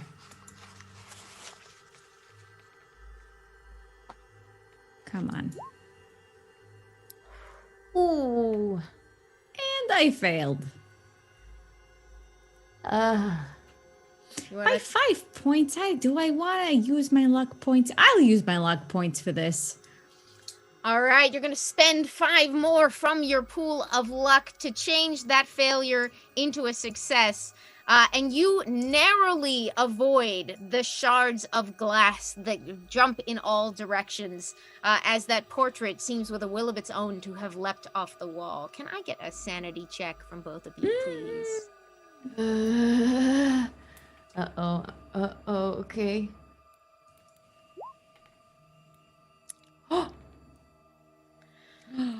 All right. Oh, I failed miserably. I succeeded real hard. MK is holding it together very, very well, but Zelda, you know magic tricks, magician's tricks. You know that portrait just moved of its own accord, and you just finished explaining to MK that such things do not happen. So as the glass does not pierce your flesh, this does pierce your mind, and you lose 1 sanity. This. It looks like a very happy family lives in this home. This isn't right. This isn't how. How did this move on its own? There's gotta be a trick to it. There's gotta be a trick. Did you see? I know all of the tricks. How? How did this happen? Zelda? And as you start, just a quick rules check, Becca. Is it a certain amount for the insanity takeover, or is it any sanity loss? If you lose 5 or more, you must roll for intelligence and attempt to fail that roll. If you do not fail, meaning rolling low on your intelligence check, after losing 5 points, then you may go temporarily insane. Thank you. That was what I was wanting to remind myself of in this circumstance. Come with me, boy. Zelda. Let's go back down the stairs. I think maybe we'll just look around, take a look at the crime scene, and get the heck out of Dodge. Very strange house indeed. What is this? Did he have this booby trapped? Zelda, I don't think it's a trick. Do you think the house is haunted? I don't know what it is, but there are definitely things that are making me rub my lucky rabbit's foot. Listen, I got the heebie-jeebies. I got my arm hairs standing on end. I don't like any of this. So you want to go upstairs, forward to the kitchen, or you take the door to the left or right? I want to try and find, you said the back of the first floor was where the prop room was, so I want to go through the kitchen, I guess. All right. You continue straight through this passage into the kitchen, which tragically is devoid of biscuits. It looks like someone has cleared away most of the perishable food, and possibly because because he is out of town. In that You're kitchen, gonna open every single cabinet to make sure. Okay. In those cabinets, you can find a flashlight, a couple small oil lanterns in one of the kitchen cupboards. Various silverware, knives and forks, etc. In those drawers. But other than that, it's just a standard, it's a central hub with a small table for informal meals. It reminds you very much, if you've ever been in a house this nice, of other similar kitchen connecting spaces. Seems like maybe we should take this flashlight and lantern, huh? Yeah, in case we encounter any dark spaces, I wouldn't want to be without any light, especially in a place as creepy as this. And it's that central shape that you can see on the map is the kitchen. So it's got a number of small doors leading into adjacent spaces that you are free to investigate if you choose. Oh, okay. Well, I'll give you the flashlight. I'll take the lantern for myself. Straight on ahead, you think? Yeah. It's the round space on the map? It is that one that sort of, I'm not sure how to indicate to y'all, but The it's central one. Yeah, the dead center. It's sort of rectangular with a bunch of doors leading off of it in different directions. Ooh, okay. Well, I think that we can't see the map. I'm gonna just randomly go to my right. If my back's to the front door. If your back's to the front door, you're going to go to your right. Oh, yes. Okay. You push on into what you can see is the slightly more red-colored rectangular room. Yes. If that tracks. Okay, excellent. Sorry. As you push this one open, you get a very interesting sight. because on this side of the house, it looks like several rooms were remodeled into a stage. So about half of this room is taken up with a fully built, about 3-foot high stage platform. It's got a slight tilt towards the audience, thus the origin of the phrase upstage and downstage. It's got an open area in front of it where it looks like you could fit 3 or 4 or 5 rows of chairs. You can see wooden chairs stacked up on one side. Those performances that the lawyer remembered going to, this must have been where they were. And once you get into that room, you can see a curtain all around the outside. It looks like it could be drawn to cover all the windows if necessary. There's the first and second floors have been cleared out so that second floor has a gallery space that you can see with some lighting rigged up there to aim at the stage. And if you get into the room and turn around, you will see an enormous mirror all across the facing the stage wall, from which presumably, as Zelda can immediately put together, Memphis would be able to see the effects of all of his illusions and his tricks, and how they are looking to his audience as he practices on this little theater. All right. Well, this is a nice space. Zelda, wouldn't you love to have a space like this? Well, this house is the dream, isn't it? Oh, to imagine a lone theater in your own house. Yeah, I mean, I wonder. If I just spent the night here, no one would mind, right? Oh, is that not what you were wondering? Not immediately, no. However, I was wondering, without revealing any magician's secrets, if this stage had any trapdoors or any things leading anywhere else. You want to make a spot hidden roll? I would like to make a spot hidden roll. Can I help by looking around as well when I see what Zelda's searching for? Sure. Go ahead. Oh, I failed. You sure did. 'Cause you catch yourself in the mirror, you know? You know, it's very... I have to just, adjust to see if my hair and makeup looks all right. It's been a while since I've dressed up for an occasion. As you are crossing the stage and catching a sight of yourself in that glorious, enormous mirror, can you make me a jump roll? Okay. Jump roll, jump. Where is that? Description, but I forgot to check how you actually do that. The middle. Second round. Oh, there is a jump roll. Here we are. Success! Barely. Oh! Barely. By the but I made it. Of margins, as MK shouts out, "Oh, look there!" Your gaze is drawn back down to where your foot was about to land in time to see that a trapdoor indeed has opened under you, and you are just barely able to keep yourself from falling in by popping over it. Oops. I made that jump roll due to all those years of dance training. I'll tell you, that was the years of ballet and jazz and tap dancing. Wow, that sounds like another character's backstory I've heard named Amy Dallen. And with that graceful movement, you have made it over that trapdoor that, as you correctly surmised, was hiding in that stage. Did I find a button or? I thought you were just also doing the same check, but you. Oh, I don't know. I just think it'd be fun if my hand was still on the lever. Whatever almost took out my friend. No, as comforting as it would be if you understood why that trapdoor just opened up, no such thought is available to you because you were just in the middle of examining that curtain mechanism when that happened. Well, I don't think it was me. Well, but I don't know, maybe this curtain. Nope, wasn't that. I don't know, but what I do see here is a trapdoor, and I flash my flashlight inside to see if I could see anything. Sure.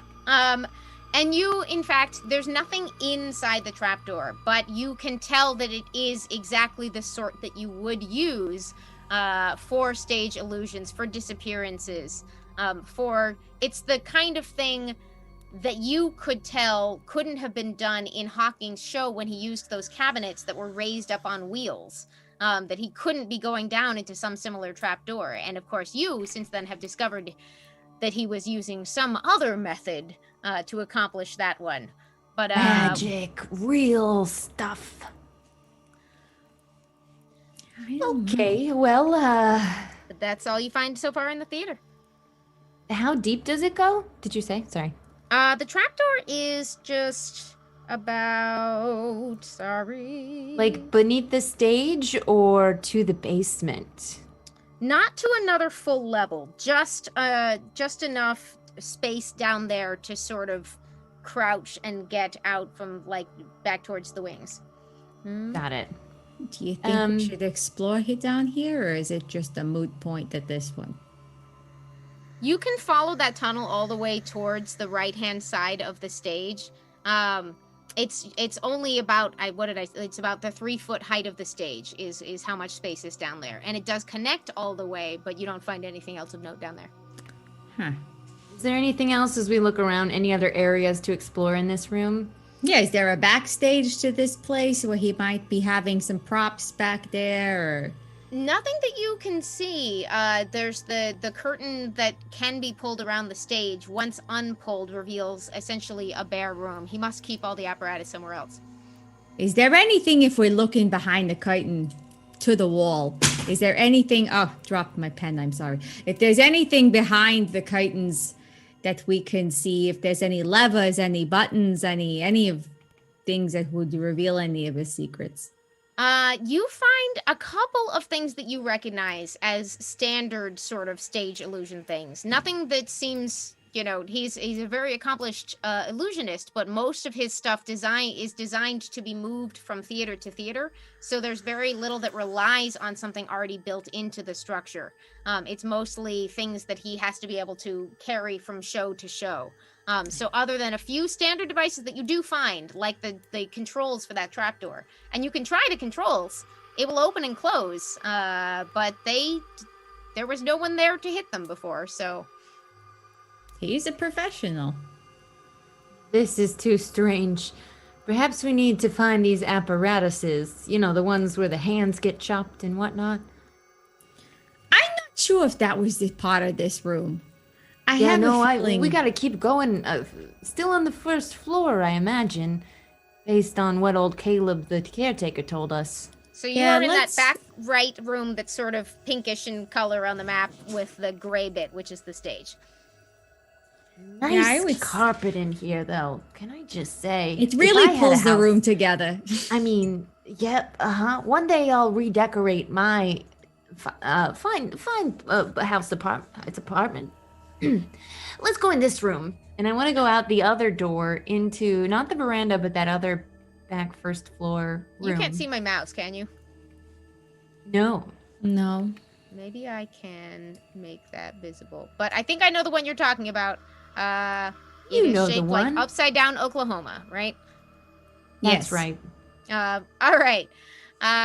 So you push through that other room that connects to the theater, and exactly as you suspected, this appears to be where he is keeping the stage props. These are apparati, if ever I seen them. This is a storage and working area for Memphis the Great's stage apparatus. The room is filled with magic tricks and boxes containing more magic tricks. You can find lengths of velvet fabric, oversized playing cards, coils of rope, bundles of silk handkerchiefs, assorted devices, and things such as tricks of the trade. And you know that this is the room described by the caretaker, because you can see that he has not fully managed to erase the red spot from the center of the carpet, and no one has yet managed to repair the gaping wounds in the wall 1, 2, 3, 4, 5 in a vertical line, gashes out of the wall. There are various things strewn about, and then there's a bundle of objects by the door that you now suspect leads back toward the kitchen that have tags on them. A bundle of items with tags on them? Mm-hmm. Like police tags? Yeah. Oh, evidence. Perhaps. The I don't goodies! know why they leave I them in the rush house. over like a kid on Christmas morning. We've got evidence. Your eagerness is rewarded with the grisly sight, first, of a sword box, the kind large enough for an assistant to climb into, as 1, 2, 3, 4, 5 swords go through her body. It looks like the swords are lying in a heap to the side of the box, but you're able to identify the same size and shape. Are the swords bloody? They are. Is the box bloody? It is not. Science. Interesting. The second piece you find is a rope with some clay fragments, some ceramic fragments, something that broken. Looks like maybe it used to be a pot. And the third one is identifiable as a common stage trick. It is a wrist chopper. It is a tiny guillotine of the type that you use to demonstrate on stage, where you have a volunteer put their hand through under the wicked blade. You use it to cut a vegetable, but with the assistant, they draw back. It looks like someone may not have been so lucky. His wrist chopper actually chopped wrists? Oh, no. Looks like all the tricks that are supposed to be tricks are not tricks, and now I'm wondering why we put such morbid, macabre things into our stage shows as a culture. And as Yeah, you but do you think question that our collective was... preoccupation with violence, Do you It's think... like we love violence if we think it's against the bad guys. But then, if it happens, whoever's doing it, they're now the new bad guy. And we want to do violence on them, but we're a non-violent society, you know what I mean? click! And with that, to follow you. As you are having this animated conversation, neither of you holding it, the blade on the wrist chopper falls on its own. We're not trying to steal anything in here. If you're listening, house. I didn't touch nothing. I don't want nothing to do with this house. I'm not taking anything. I'm not asking for learning any secrets. I put crossed fingers behind my back when I Keeper, say I feel that. like I should roll for sanity. I don't know. Feel You don't free. have to make me. Please roll for sanity. Okay, nope, this is it, then the chop, and then there was a wrist there, and it's not the blood that freaks me out, it's that nobody did the chopping. You lose 3 points of sanity. That feels right. And then the pictures dropping. And what is with this house? Zelda, you want to give me a roll? What's that? You want to give me a roll for sanity, please? Oh, myself? Mm-hmm. Oh, You're like me. They're buried together. Yeah. But me, I'm saner than anything. What? Hold on. Success. You are keeping it together. As much as it disgusts you to see the tools of your trade associated with actual violence, you know that they use real blades for this. If the wrong people got in here, the trick, nobody believes the trick if you don't have anything real to show them. You have to chop the vegetables. You know the secrets, or you might know the secrets of how they manage that switcheroo, but there's a reason you shouldn't go wandering through a magician's stuff. You know, these dials can be very sensitive, and it can be triggered at the drop. You know, the hair, the pin hair head. What's the metaphor I I'm dropped the looking pin for? hair, that must have been. The sanity roll is affecting my metaphors that I'm trying to come up with. But what I'm trying to say is that these things are very triggered very easily. And so, who knows? It's probably just a coincidence. As you say that, you notice that the rope that was lying in that stack is about halfway across the room now. I'm gonna go stomp on it. It's just a rope, apparently. Why are there clay fragments? Is this related to any sort of trick that you know? For clay. I'm trying to think of like what magic tricks might be involved. We're using maybe a vase or something. You want to do a stage magic roll? I would like to do a stage magic roll because I have years of experience knowing these things. If perhaps I had come across one of these. Wait, hold on, I'm looking for the stage magic roll. I'm stalling for time as I'm trying to find this roll here. Should be arts and crafts. So your first column there, written in. Here we go. Here it is. You recognize this, actually. It's in pieces on the ground, but now that you've seen the rope, you can connect that it is one of those sort of old-fashioned, supposed to be kind of based on the idea of snake charmers, where the rope rises by itself out of a clay pot. And that sort of levitation trick for the object was probably what that pot was before. But you're not sure why it would be smashed, and it certainly... does not usually involve anyone hanging from a chandelier. I'm going to grab one end of the rope and hold it up to my face and say, "You are not a snake!" Throw it down. It just stands there being a rope. That's right. It's just a rope, hon. No, I know. Now it is. You're welcome. Right. You want to make me one more sanity roll? I'm good. Hard success. It's a rope. Am I doing one as well? What is this? That was just because Becca's having some trouble with the rope. Gotcha. Yeah, that's understandable. Okay, so we saw the sword box with the openings, the rope, and the wrist strapper. Were there any other evidence? Those seem to be all the things that are tagged. It looks as if they were all sort of logged and then left in a heap by the door.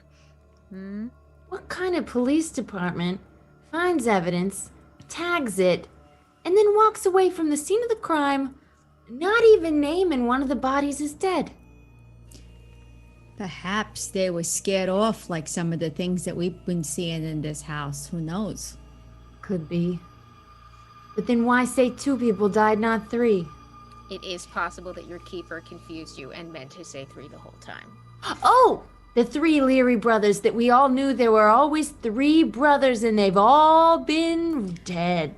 I always knew there was 3 of those brothers. I always knew. Perfect. Then I'm no longer curious about the discrepancy in numbers. I want to inspect the sword or the wounds in the wall, as it were. Sure. I take a closer look. You want to do a spot hidden roll for me? Mm-hmm. They look like wounds in the wall. Yeah, you're able to tell that they look like they would match the heights that they're supposed to be put through that box. But you can see that, like, they've just made very convincing gashes in that plaster. None of this makes any sense, Zelda. None of it makes any sense. The tricks. They killed people. Sweet brothers. With a Velma looking out for them. I don't know about this. None of this. This seems like magic tricks with nefarious intentions. Can I take one of the swords and place it in the first hole of the sword box? Sure. You lift it up. It is still caked with the blood of one of the unfortunate Learys. Sorry, Mr. Leary. And you slide it forward through that box? Yeah, through the very top hole where the neck would be? I don't know. Or it's like the side. Yeah, it goes side to side like this. Gotcha. But at the height of just under the neck, of the topmost layer of where you'd put it through that box, As you slide the sword into one side of that box, a man's scream echoes Pull it out. through the room. What Can I does? open the box? Nothing in there.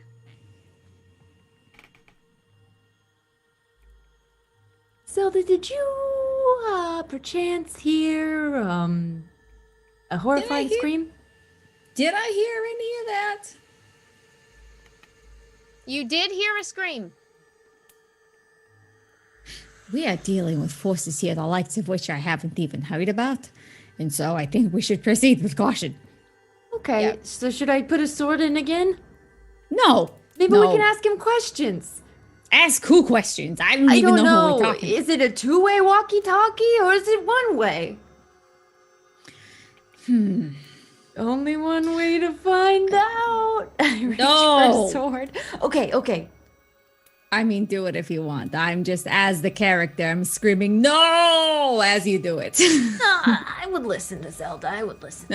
Okay, I just thought maybe. I don't know. I wasn't trying to hurt anybody, but I guess you're right.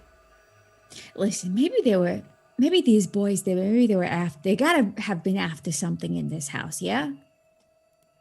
Like maybe a book of Ibn? Yeah, so maybe we look, is there a library? Does he have an office? That's a great idea. I like the way your mind works. Let's take a look around. Okay. We stick together because this house gives me the heebie-jeebies. Yeah, no, I'm definitely not going in a room that you're not in. All right. Where are you Should going we go from basement or upstairs? Nothing ever good comes out of a basement, am I right? I mean, It's just a spin the matter of- bottle when you're a teenager, or video games. Wait, never mind. I've never heard of those. Nothing. It's a matter of, do we want to rip the Band-Aid off right away? Or do we want to explore the other parts of this house? It's just that we're standing next to the basement stairs, so like I know I don't actually have to move my feet, but in terms of efficiency, Out of efficiency and overall laziness, I would say yes, let's go to the basement. down is All easier right. than up. Yes.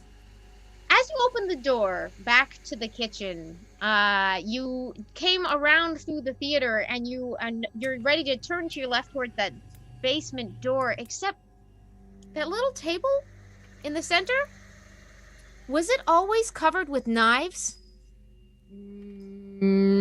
But those knives, they were. I'm no chef. They were the ones you saw in the drawers earlier. They were not on the table. Roll for sanity. They were not on the table, were they? How did they get on this table? Caleb! Caleb, quit playing tricks on us. Lose 3 points of sanity. I Zelda. failed. Yes. It's okay. It must have been the caretaker, right? Right, friend? It's Sure, fine. I'm sure there's a housekeeper, a cook, somebody who must have left these knives. There was a Perhaps. cook, right? Didn't we hear about a cook? Sure, a place like this, so palatial, of course he's got to have a cook. You think the magician as busy as him is going to be cooking for himself? No Nah. time. Oh, cook. Nothing. Maybe we just, I'm gonna take this. I'm gonna grab a knife. Okay. The biggest Good one. call. I'm going to grab a knife. I got a flashlight in one hand. I got a knife in the other. Excellent. I got a lantern, a knife, and in my holster, I've got a little revolver. All right. You gonna make your way to the basement door? Do you want to go first, or do I go first?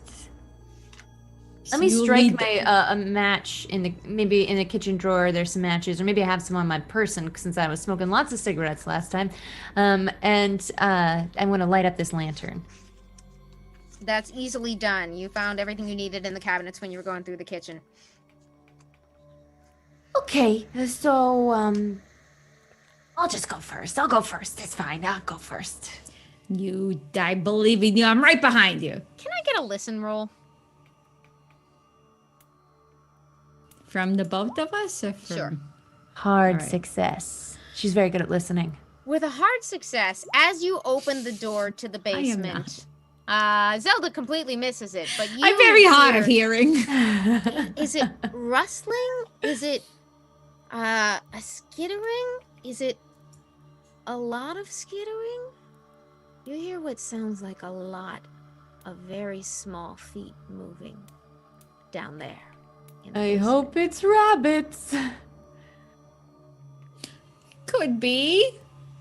Perhaps he's breeding them for his act. Let's hope. Yeah, you're familiar with critters, right?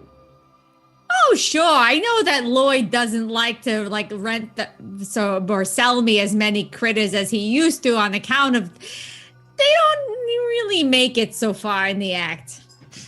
Oh. That's I've got a unintended quota. consequence, or is that the plan? It's not the plane. It's not the plane. But you know, you always have to look out for these things. It's a wild card, as it were. It's not my intention, but it did cause Lloyd some cause a concern, and so he sets a limit to how much he sells me up per week. That makes sense. Well, maybe you might have an endless trove of animals for your act. I want to go like halfway down and lower the lantern and kind of squat in case, when the levels change, to look from as high up on the stairs as possible. Sure. You make it partway down and you lean that lantern down, and you're very glad you did, because as you dangle the lantern into that dark basement, rats scatter in all directions into the northeast corner and are gone, but not too far away, it seems, from the basement. They exited? They did. Rats, I don't like rats. They're fine. Neither It's fine. do It's fine. It's not I. a big deal. They're just gross. I They do seem not like they blended vermin. in on all sides, and you can see that down here there's a chilly dark space, and it's pretty empty down here. There's got some kitchen supplies and some chopped firewood can be seen just under the stairs, which are now illuminating, and then there's a bunch of food sacks. Looks like vegetables and grain, potatoes. See, Can I you go shouldn't over leave to a food in the sack of- basement. That's how you get rats. I'm going to go over to a sack of potatoes. Oh, that's a very good point. You're right. I should probably help alleviate some of this. I'm just going to put a potato in each pocket. As you move those sacks around, can you make a luck roll for me? Uh-oh.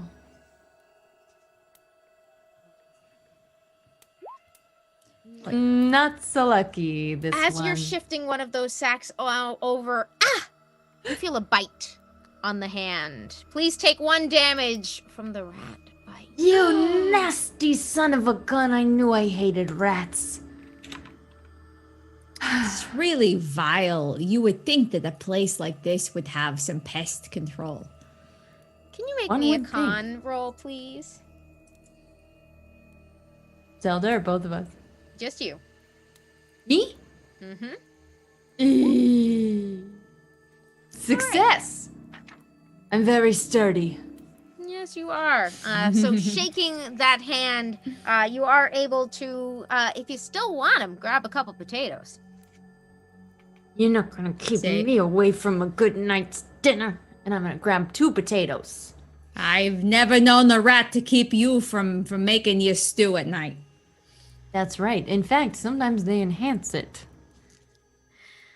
In the corner, I down won't here- ask any further questions about that. As you poke around down here, you don't find much else that's suspicious down here. There are some very old props in the corner that it looks like date from the early days of Memphis the Magnificent, Memphis the Great, before he had his theming together. They're just general top hats and canes, but they're shabby. They're falling apart. They've been down here forever, and they lack all of the flair that you've come to associate with the things you saw upstairs and in the posters. Is there anything else of interest as I look around? Do me a quick spot hidden check. Yeah. Hard success. Absolutely. You feel like you've found the hole that most of the rats escaped through, unfortunately, but you can keep an eye on it at this point. You found the trunk,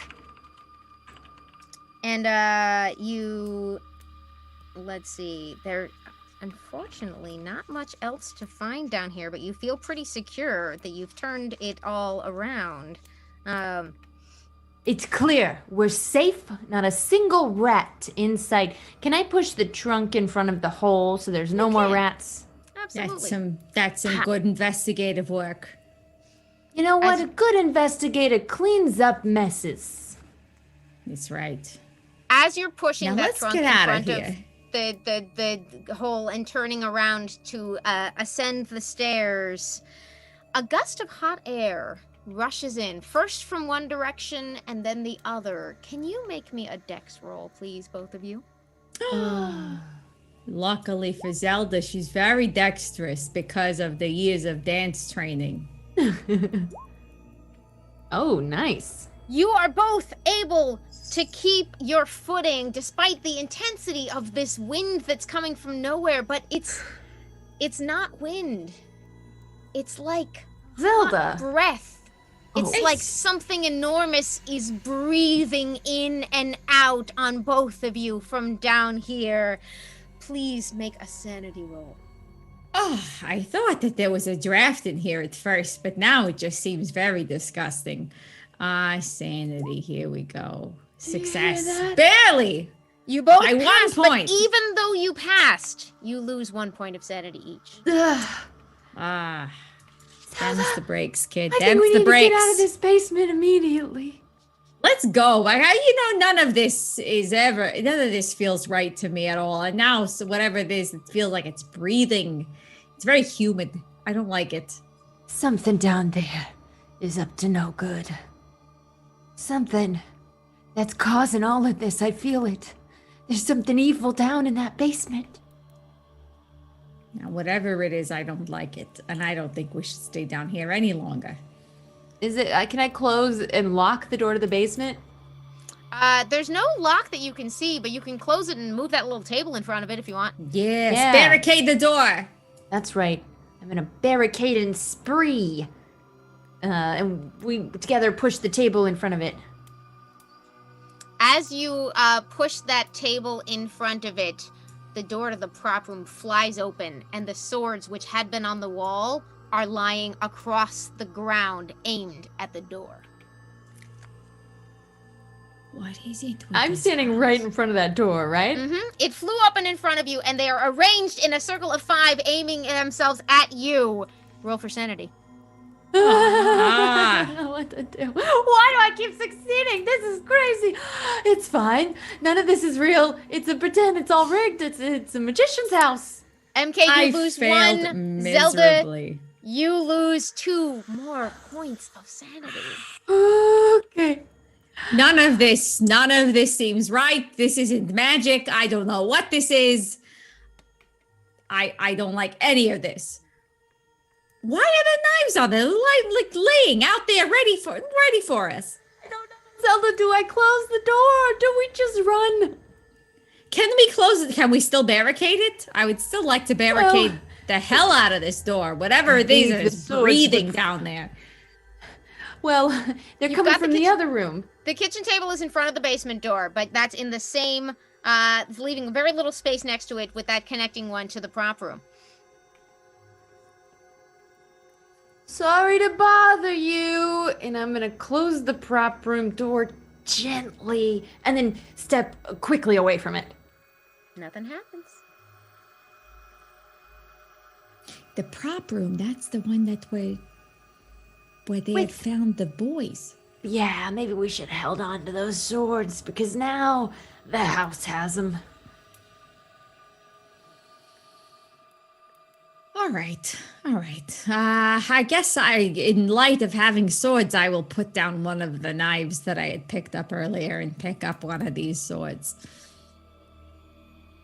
Trade for a sword, and then Yeah. gently close that prop room door.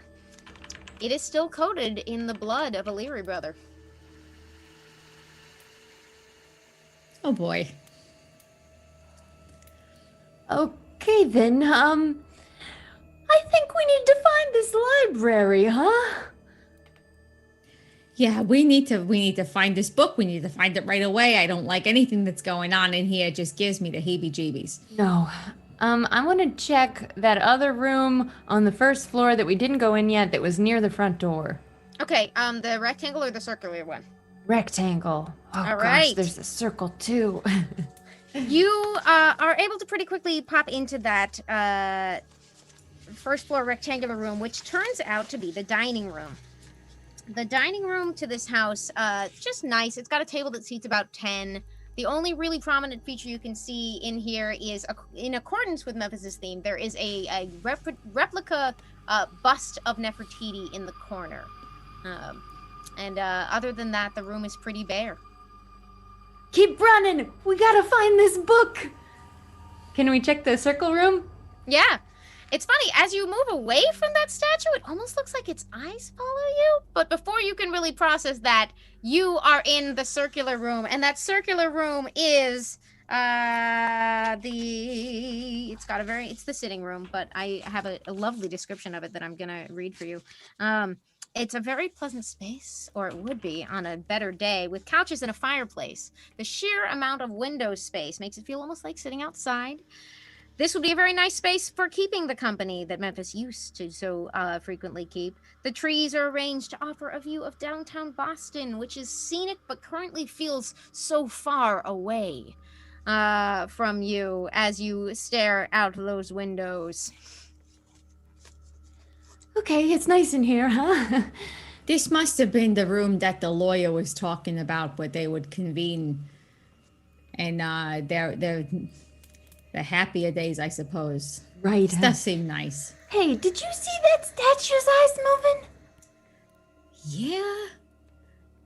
I thought I was the only one. I thought I was imagining things. Yeah. Look, we still looking for this book, huh? Should we are still maybe looking split for this up?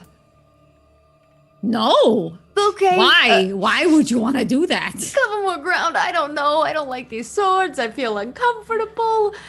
Should we go upstairs? Yeah, let's get out of here. I don't like this statue. This room is nice, but we've got other things. We gotta find this book. I don't like any of this. The sooner we can get out of here, the better. Okay.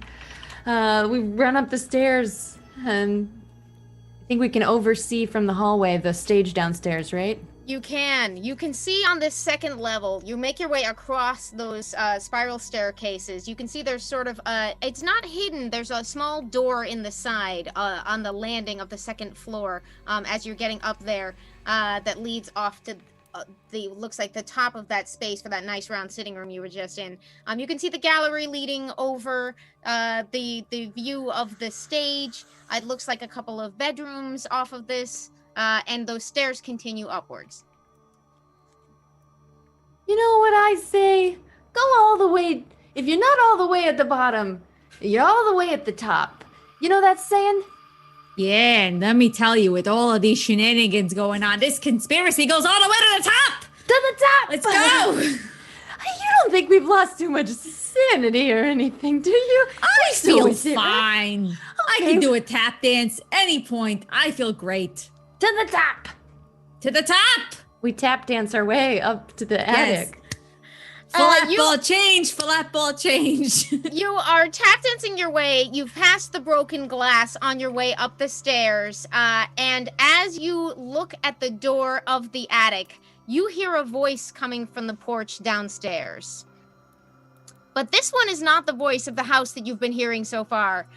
This sounds like the voices of Ingrid and Harold having some kind of desperate argument and making their way into the house. And as you finally, the door at the top leads to what is clearly under a carved hieroglyphic symbol in Memphis' typical style, the entrance to that library. You have seen, it's full of low shelves front to back, and you can very quickly spot some books lying on tables at the front of the Magician's Secret Library as the voices come up from below. And you hear Ingrid scream as Harold seems to shout into the air, "It can't be! Stop drawing me here! You're dead! I killed you!" I'm gonna write down a confession. I pull out my notebook. definitely confessed, but it's the chicken scrawl from earlier. No one can read it. Do you want to look around for the Book of Ibon? To the library, yes. Yeah, it's who puts a library in an attic? Put it on the first floor, like a regular rich goon. Make me a spot hidden roll, both of you. Weird, Or really library weird. use, whatever you want to use. Just split up a little bit. Don't split up entirely. It's one long room, so you don't have to actually be in separate spaces on this one. You said it was either a spot hidden or what was the other Or option? library use, yeah. Or library use. Yes, I'm very much going to go with the spot hidden. All right. Zelda has an extreme success. You somehow are able to I can look see it all now. right past the historical volumes, right past the books of stage magic techniques, to your eye is immediately drawn as a connoisseur of the occult to the back of the library, to the ancient and dusty tomes, and to a book called The Book of Ibon, a small brown leather-bound volume that, plucking from the shelf, you can see almost falls open in your hand. And there are two places where the spine of the Book of Ibon is broken, as if frequently used, or as if to suggest its use.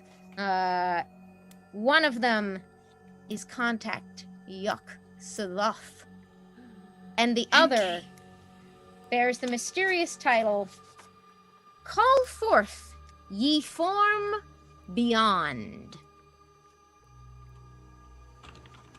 I think I know where the bad stuff came from. Is it from the Yuck Maluk, whatever it was? Or was it the other one? Good old Yagi-Soph. He's in this one too. Hey, you know what? I don't think we should call forth something from beyond. I'm gonna take my knife and stab right through the Book of Ibon. You stab into that paper, and that scream that came from the house starts to shift, or comes forth from the book, and then begins to shift into laughter. Oh, you made it mad. Did you make it mad? What did you just do? Did you stab a book? How does stabbing a book do that? Why would Is anyone be mad Yuck at you after stabbing us? a book? The description of the spell says it draws into the physical plane any presence which lingers unseen. What did Does you it do? say anything about putting it back in? Put it back in! Put it back in! It I'm just says gonna it's stab a couple more times. It's not working. You have effectively destroyed the book. It looks like you could still grab those fragments of paper, but nothing is happening. And at that moment, as you are in the interior of the library, the door is flung open once again, and an incredible, crazed, desperate-looking Harold Hawkins is standing in the doorway. You! Did he draw you too? Will he not let you go? He was hiding there the whole time? He has us, huh? You too, huh? He's been talking. Did you stab the book? Or was it just us? Stop. No, we did the thing. We said your thing, and he's in our head too. You have it! You've got the secrets. Maybe he told you the secrets he wouldn't tell me, the secrets of his power that were driving him mad, that are driving me mad, that won't leave me alone. No. A magician never reveals their secrets. Why would you Give me think that. he would reveal a secret? Give me the book. You think By it's all Memphis means. calling you here? Yes, he should have been gone. I What do you didn't mean he to, should have but been gone? I killed him. You're dead, you hear me? Shouts at the house. You can't hurt me anymore. You can't hurt anyone anymore. Your secrets didn't die with you because I will learn them because I deserve to. Why won't you get out of my head? That's Why right, are you buddy. making me hurt All people? right. Okay, I draw my gun and I point it at old Harold Hawkins. You're just gonna need to come down to the station, huh? Okay, how about you about face there and head down the stairs? Yeah, and I've got a sword and very average but adequate arm strength. The bookshelf on the right detaches itself from the wall and launches at Harold. The wall itself seems to come out and form into a shape, and it shapes itself into a face. The plaster forming forward into a nose and a leering, laughing mouth, as it looks like the enormous head of Memphis the Great forms itself out of the plaster, having hurled a bookshelf at his former young apprentice. Goes, you may have taken my body, but you've brought me a perfectly good one. How I'm does gonna he need do y'all that? to roll for sanity, please. What? I was like, how does he do that? Incredible. It's gotta be Mears. He's gotta be. Oh no. No, maybe. no. He's speaking is from bad. beyond the grave. This is really bad. And I'm so sorry. I'm just checking the actual. Before I hand this out. You've got 3 great bodies. Why would you pick him? You could call this. You could be a private investigator, Memphis. If you please. I'm so sorry. I don't, please. No, yeah. Hey, Memphis, was that you looking at us in the statue? Should have known. Great trick, buddy. Roll 1d6, please. Okay. Oh no. I don't like this at all. Nora, on the left side of roll 20, there's a little D20 looking thing if you hover over it. All right, because I don't know. I'm not very familiar. Wait, on the left side of what am I rolling? Which thing am I rolling? A D6. A D6. Oh boy, I don't Far know. left, yeah. Hold on. Maybe roll 20 was confused about knowing that they could choose any number 1 through 6 because we Yeah. both rolled 6s. You did both roll 6s, but it sure came off about as badly as it could. Yeah, you know, the last thing that you each remember of this encounter is the giant laughing face of plaster that haunts you as you both, with that loss of 6, go quite insane. I like There's it in no this business library. like show, business is like a no business I library. know. What a great library! Just start knocking all the books up and rolling them down onto me. MK is stabbing at every book as you believe that you are being set upon by hordes of enemies, by everyone you've wronged in your life as a cop in the streets. Suddenly they're all here in this attic and you can see all of their faces and each one is trying to kill you and you are stabbing and stabbing and stabbing. And Zelda, you are on a stage. You are on a beautiful, gloriously lit stage and you look better than you ever have, and an audience is gazing at you and waiting on every word you say. And that is all you can see or hear. And who ends up in control of Harold's body? And what happens to poor Ingrid, who's lost some combination of her father and her love? And what becomes of the secrets so assiduously gathered by the dark magician Memphis the Great, whose quest for deeper and deeper knowledge led him into places he should not have traveled, and from which he could never return, at least in his own body. Well, I don't know. We'll have to find someone who can tell us, because MK and Zelda cannot.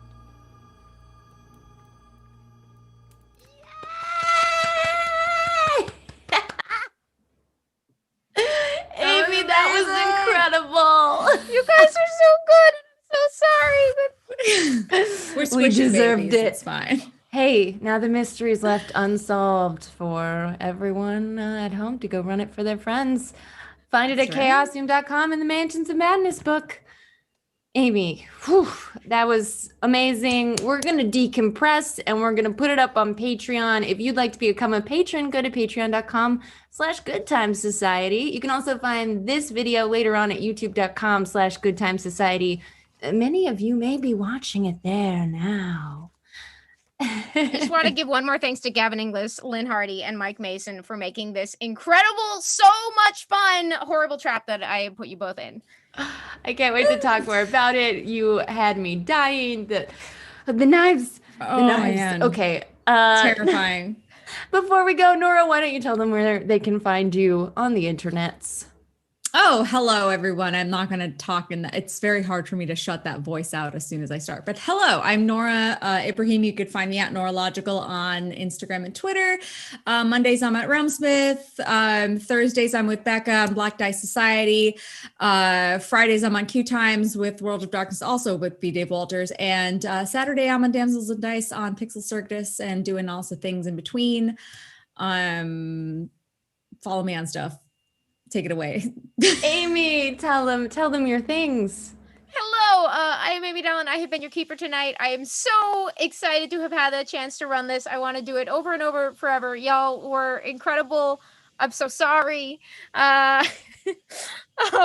You are amazing investigators, and I love this game very much. And you can find me at Enthusiamy everywhere, and keep track of what I am up to, and I hope that you will. Yay! Maybe more announcements soon. I'm Becca Scott. Thank you so much, and we'll see you next time on the Calyx.